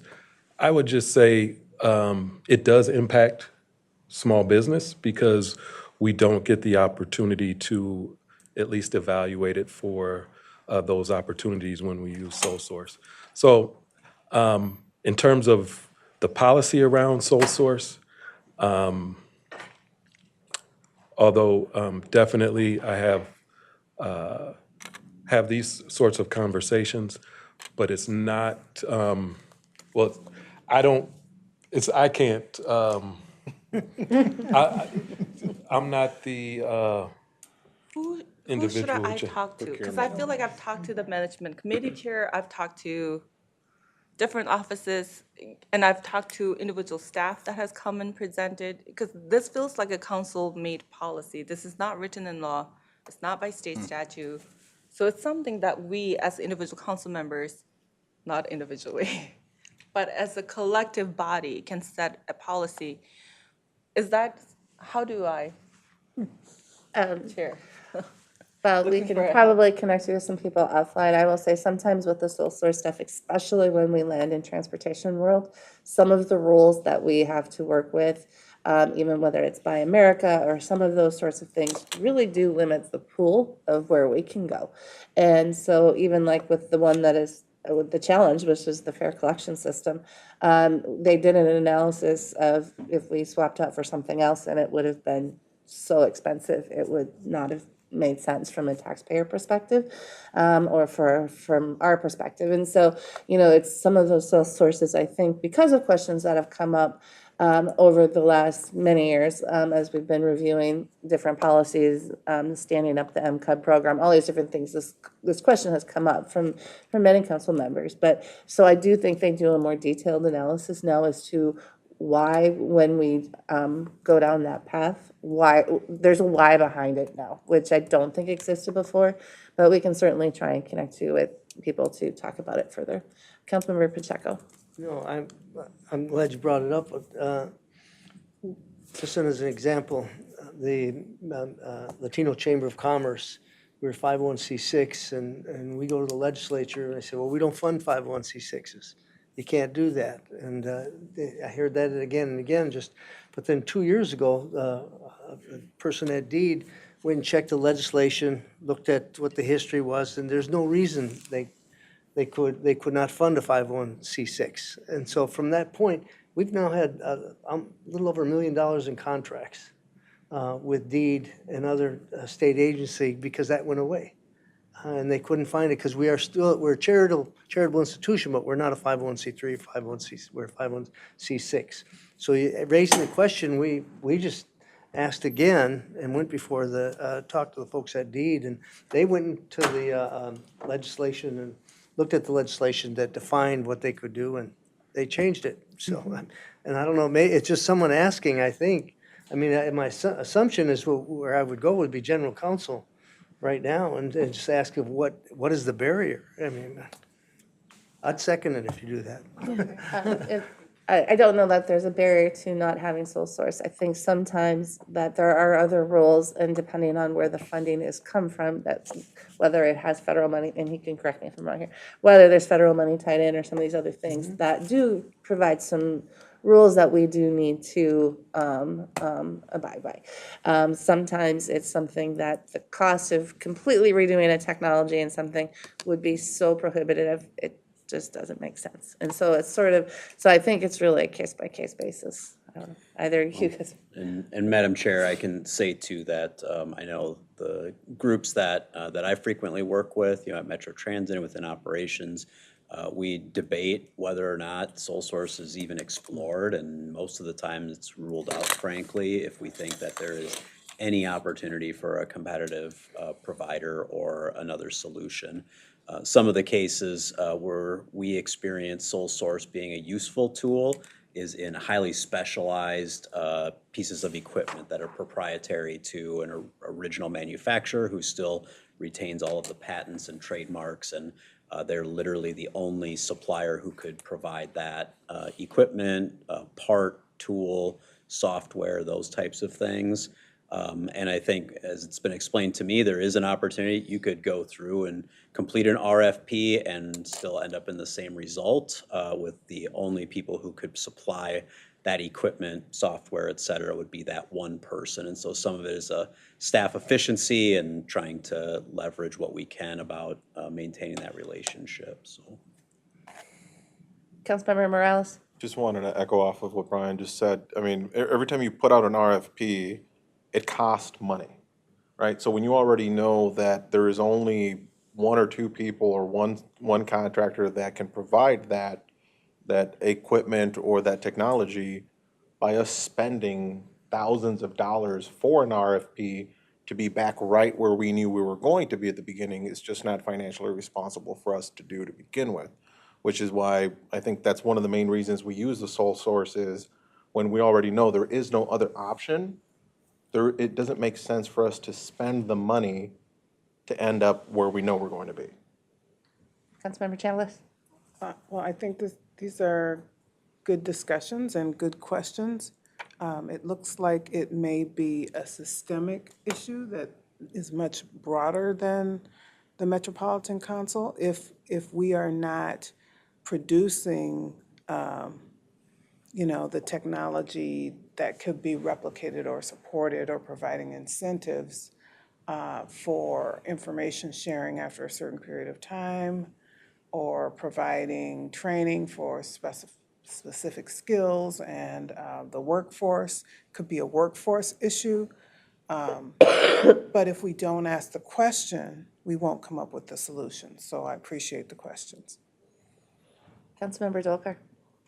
Thank you. And to clarify, Brian and Councilmember Morales, I'm not saying don't use sole source. I'm saying if you're using sole source, there should be still some type of council policies around workforce or some other guidance and some type of economic benefits analysis. So I think the request I have is, how do I put in an export? I apologize if it makes more work for your office. An email to the chair and the regional administrator, Chair Barber, Chair of the Management Committee, Judy Johnson, on those two very questions, which is how often have we awarded in the last 2 to 5 years? It could be 2 or it could be 5. Whatever timeline you prefer, for sole source that could have benefited from some guidance around either workforce or DB or alternative. The second exploratory question I have is, even if we do sole source, because we do want to save, we don't want to put out RFP when we know who we want to hire or who we want to work with firm, what the guidance around workforce could be, because I think in that case, we're not talking about awarding the contract under DBE, but rather workforce.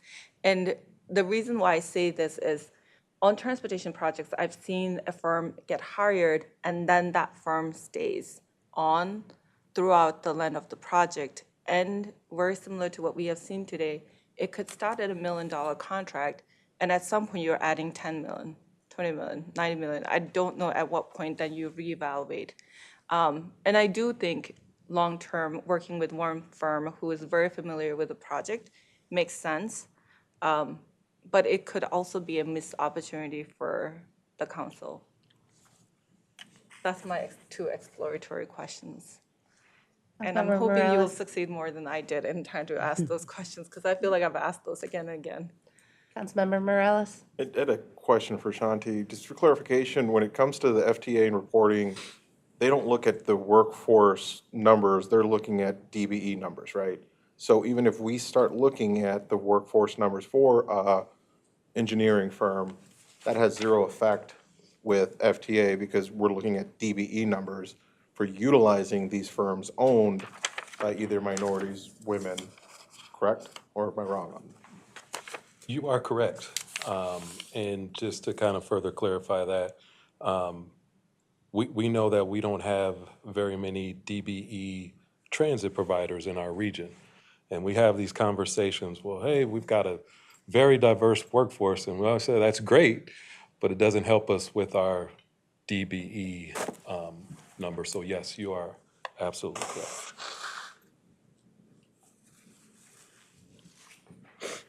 Sorry. All right, additional questions, comments? Councilmember Carter, and Thank then you. Councilmember Carter. Make a comment. Kudos for those courses that are building knowledge, and so I like that. But as a former contract specialist, I would say that sole source is sometimes that's the way you have to go. But I think I agree. It's always worth exploring. Can we build a bridge over time so that we have some alternatives? And I know it's difficult in the engineering space. So just want to make that comment. But thank you. Thank you. All right, Councilmember Tony Carr. Thank you. I was only going to add that I fully support the question having been asked and asked continually. I would also say that I agree with Councilmember Chambliss that if we continue to look at it from purely a contracting and procurement perspective, we will continue to circle around. And as we put together our thoughts and our plans for the future with respect to economic prosperity and community prosperity, we want to start thinking, really opening ourselves up to asking the question, what's the leadership role we can play when we see that there is a need to perhaps partner, such as we do Souls and general contractors and subcontractors when we put them together.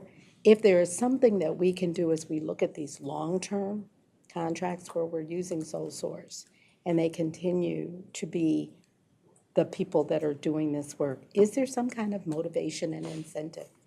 And and I'm looking at the wrong people because you're not in charge of all of that, forgive me, but as we as the council think about that, how do we see this as a window and an opportunity to do something different that could lead others also to do that something different? Because if we keep doing what we're doing, of course, we keep getting what we're getting, and we can't see a way out of that from a contracting and procurement perspective.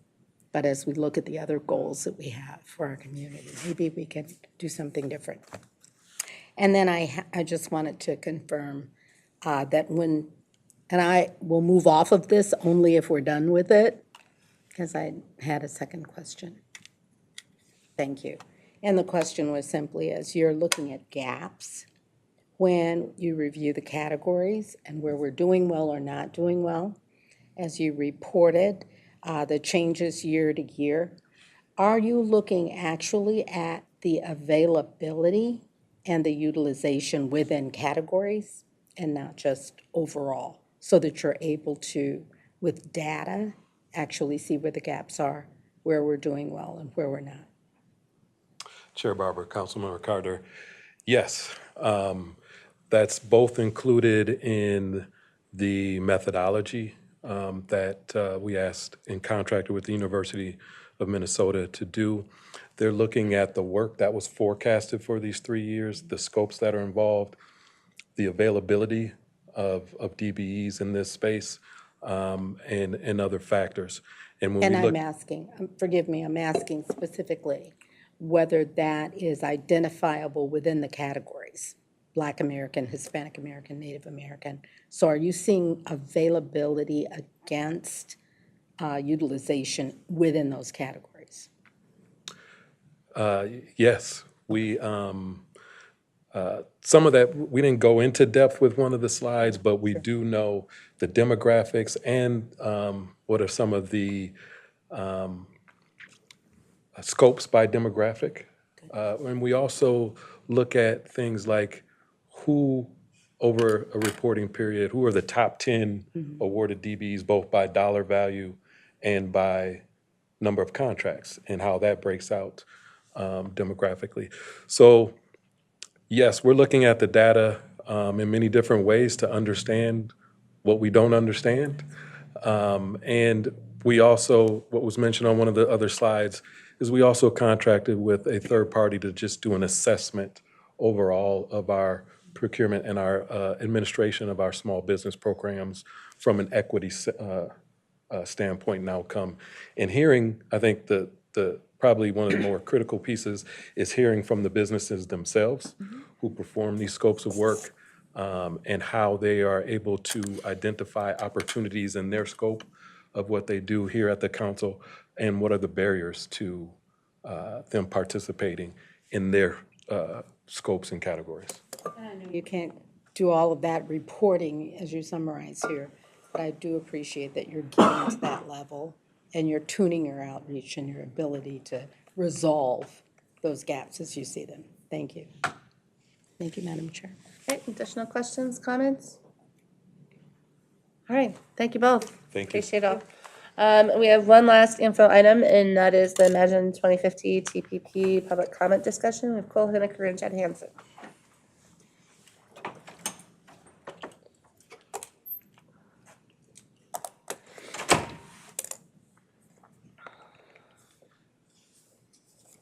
Hello, council members. I am Jed Hansen. I am a senior planner in Metropolitan Transportation Services, and Cole Henniker's senior manager of multimodal planning.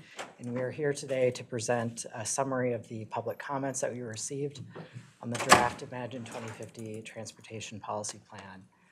I'll first run through a summary of the comments. It's about 4 slides, and then 2 slides that summarize our proposed changes to the major concepts that we heard.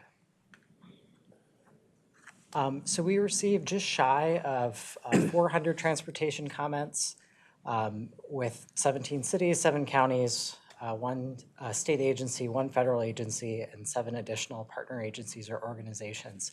Not included in this total, we had a handful of comments from some public engagement in-person events that we have not fully addressed yet, but are also being considered. Through the engage.metrocouncil.org portal, we also had about 100 commenters providing Likert ratings of the importance of plan objectives and then rank ordering of the policies that were underneath. This isn't a random survey, so it's not necessarily representative, but we did have some broad takeaways from it. For the objectives that were under the healthy and safe, natural systems, equitable and inclusive, and dynamic and resilient goal areas, we heard broad support. There were some other objectives where we still heard majority support, but some higher instances of somewhat unimportant or not important ratings. Those were the climate change objectives, and then specific objectives that were related to highway travel time reliability and racial equity. We'll provide a more detailed report of the comment volume and the underlying data ahead of adoption. So overall themes. On climate and environment, we heard support for the plan actions covering vehicle miles traveled reduction, greenhouse gas reduction, and electrification. Although some stakeholders expressed concern about how those climate actions are applied across a region with diverse land uses and transportation needs. We heard concern about lack of specific objectives on maintenance and modernization activities. We heard some comments about the exclusion of an increased revenue scenario and desire for description of unmet investment needs. The 2040 Transportation Policy Plan included a illustrative scenario of potential investments if there were additional revenue sources. This plan is updated on a 5-year minor update and a 10-year major update schedule, and we did not believe at this time that it was likely we would see significant new revenue sources in that 5-year period. The plan, we heard some diverging comments on its multimodal investment tone. Some expressed support for these considerations being weaved throughout the plan, while others thought that the plan overemphasized non-highway transportation. We also heard a variety of perspectives on issues like disinvestment, environmental justice, reparative investments, and geographic distribution of funding.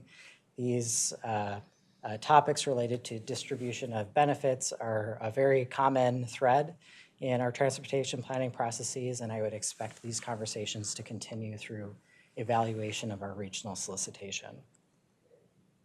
On transit specifically, we heard a variety of perspectives on transit project development and governance, which is no surprise to the members of this committee. We did hear from a few transit advocates interest in the council taking a stronger role in a regional transit vision. On transit expansion, we heard support or opposition for specific corridor modes or station preferences, requests for additional study, and non-agency comments that requested investment in regional and intercity transit options. On finance, we heard a desire for regional discussion of the unallocated sales tax revenue that remains. We heard comments that provided a variety of perspectives on transit system coverage and how those needs differ by geography, and the desire to coordinate those services across the region. And of course, the issue of safety and security remains very prominent and clear and shared across the region. That topic of safety carries through into the highway and roadway themes. Safety was a clear priority shared by many commenters. Highway mobility was the largest area of difference. We heard support for highway mobility investments, often citing issues like our economic needs, like freight movement and population growth. We also heard opposition to those investments, oftentimes citing our need to support reparative investments to address ongoing harms and climate impacts. We heard differing viewpoints that the plan either overemphasizes or underemphasizes the impacts of highway investments on our region, and differing viewpoints on the efficacy of highway mobility investments on improving travel reliability and reducing congestion.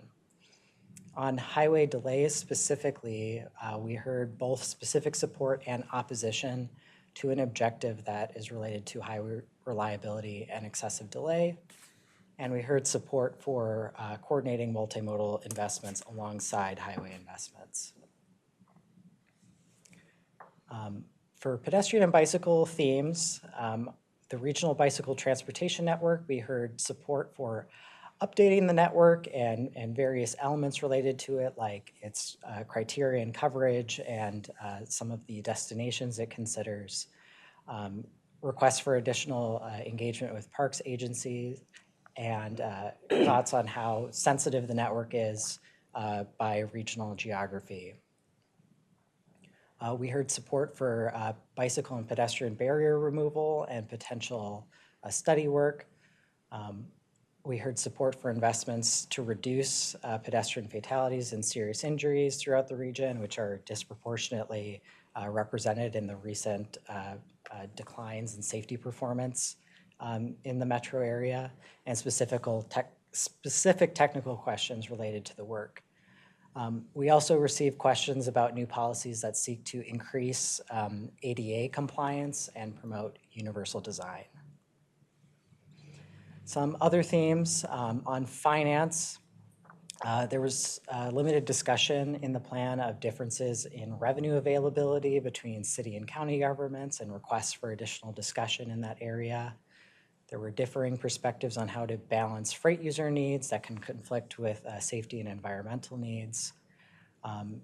There were suggestions related to freight transfer and delivery, and we also received specific requests from the Met Council's American Indian Advisory Council that requests we provide guidance on engagement best practices and identify implementing actions so the system can better support Indigenous cultural resources.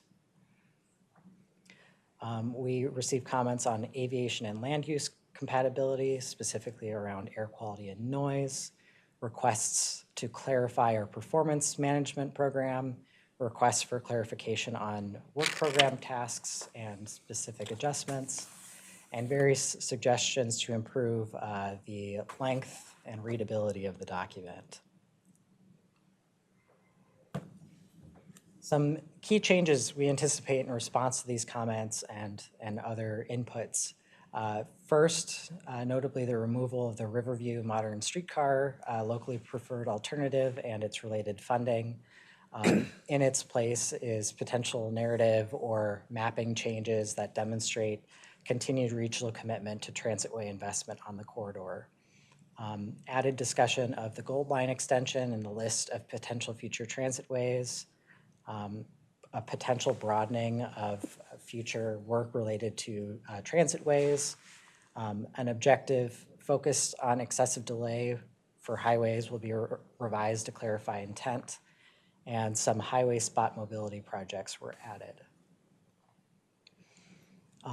We also anticipate making some corrections to the urban freight corridors map, consideration of some additional RBTN destinations and tiering updates, some changes to health actions to address research needs, clarification of various work program tasks, additional narrative and data on access to destinations, and other minor changes to address specific comments or clarifications.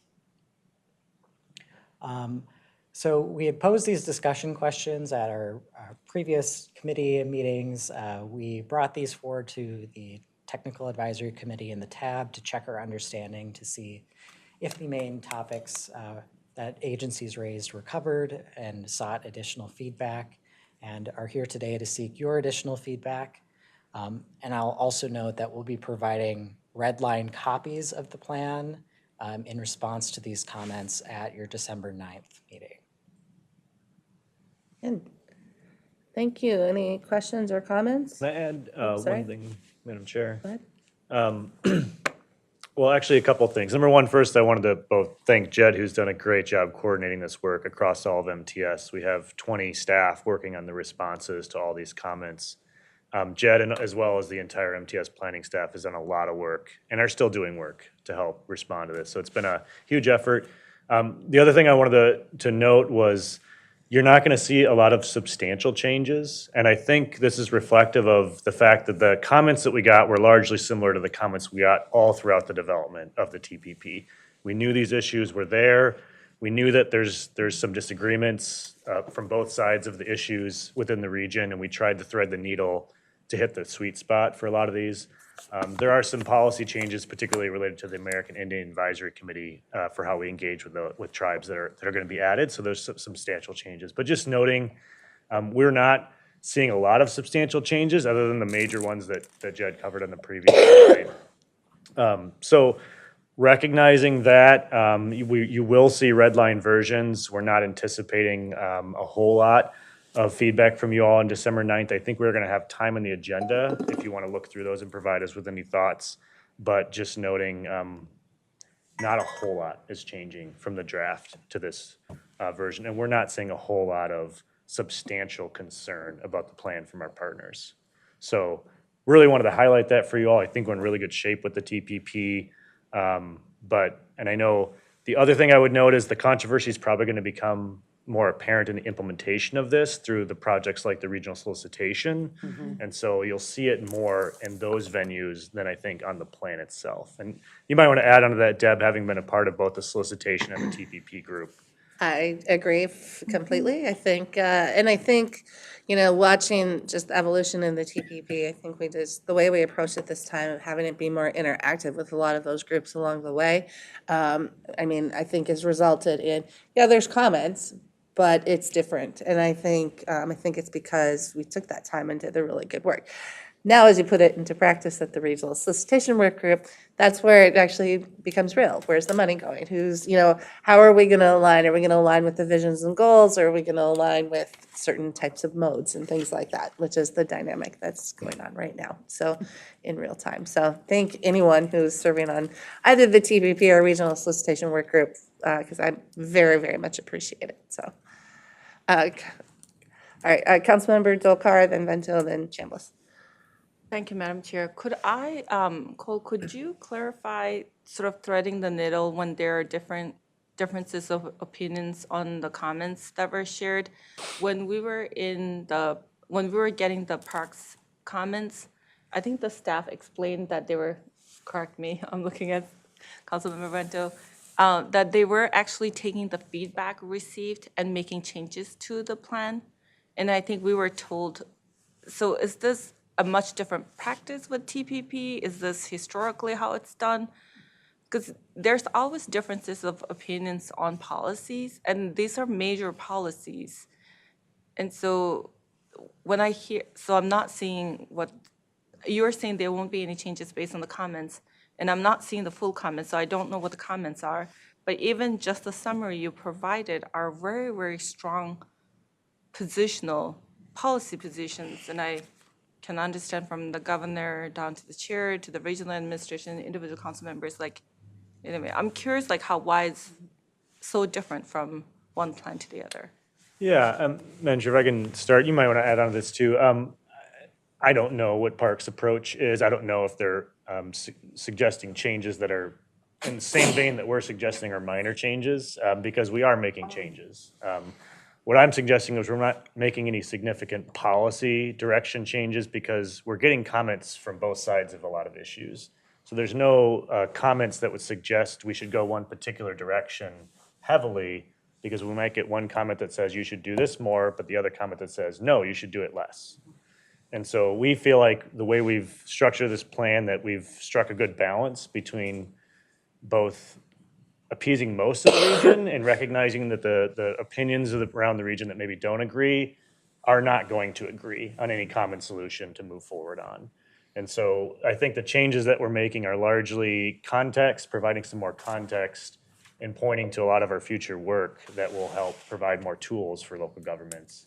We didn't get any, you might have seen some themes that are different than what we're seeing. We didn't get any themes that suggested major changes.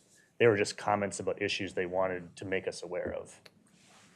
And I'll add on to that. I think because of the way that we built the work group, a lot of these local governments were able to talk about it, and we started 2 years ago. We were 2 years ahead of when even the draft came out, which I think did make a difference in itself, because we had a lot more time for going out to communities and engaging in a different way. And then I think it also goes through some of the technical staff at TAAC, from different communities. And so you get all these different pieces and different views of it. When Cole talks about some of the disparate opinions, you'll get, you should never build another road again, to how dare you not expand all the roads. It's literally, sometimes the comments are that far apart that you have to look at it and be kind of pragmatic of yes, we know there might need to be some expansions or changes in mobility fixes and things like that, but it doesn't mean we can't build anything ever again. So you have to find the right kind of down the middle that still is advancing our visions and goals that we set out. So, all right, Councilmember Vento. I was just going to note that the difference between parks and transportation are vast because of the nature of what those two entities do. And your example of the extremes of the comments is a perfect indicator. You're not going to see that kind of a spectrum within parks. So I think that's important to note. I want to add that in the 2 years that I've been on the Transportation Committee, I feel like I've had a greater opportunity to be a part of the conversation because of staff inviting us to meetings that you're having with communities and counties. And I just want to commend you for that. I know it takes extra time to schedule and to involve us, but it really helps me a lot. And I've had that experience previously and even since then as a former member of the Environmental Services Committee. And it just makes it a richer experience as a council member to hear those discussions, to maybe say very little other than hello and goodbye, maybe a few other comments, but even I am relatively quiet at those meetings. So I want to thank the staff. It really pays dividends for us when we sit down to have these kinds of conversations. Yeah, if I could, Madam Chair, that a good point too, because we did do a lot of early engagement, and I think to your point, Chair, we did put these drafts out for our partners, starting in, I want to say, November of last year. So they actually had a substantial amount of time to sit with these documents, review them, and we actually did a lot of changes during the pre-public comment review from our partners, and that might be why you're seeing fewer changes. And in fact, the number of organizations submitted the same comments they submitted back then, just to re-highlight issues they were still concerned about, but recognizing there was no expectation to change it because we had already had those discussions at a committee level. And so that early engagement, I think, while there might still be people submitting comments, they're comfortable with where the plan is at because they know about that the region's not going to all agree in one policy direction, particular areas. And to that point, I do think that's part of it is we actually put the language, the documents out there for people to see early, and it made a difference. So, yeah. Councilmember Chambliss and then Pacheco. Yes, thank you, Chair. I was just curious about the potential changes you might be looking at in terms of regional level study of future transit ways. Yeah, and I can speak to that. Maybe would ask Charles to weigh in too. What we really did was we talked about the Met Council does play a role. We didn't commit to any kind of regional level study. What we do acknowledge is the TPP is a place where regional transit vision is laid out. So we acknowledge in the plan with some more language that the Met Council does play a role in working with partners to establish that vision, and that we do have, other than the arterial bus rapid transit system update, which Metro Transit's kicking off, we don't have a big major update of new corridors planned for this region. And so I think we committed to the idea of working with our partners to explore that concept without committing to a specific effort. Because I think we have to make sure that, the Met Council isn't doing a top-down transit approach either. We want to make sure communities are supportive of that. So it was more of a non-committal to a specific project, but a committal to continue that conversation with our regional partners. I don't know if you want to add anything to that, Charles. Well, it's interesting. I'm not sure which communities would not support that. So maybe it's more of a question of which are requesting it. I'm not sure. But yeah, and I'll clarify, that comment came specifically from advocates in more of the advocacy network, not from any government agency. Okay.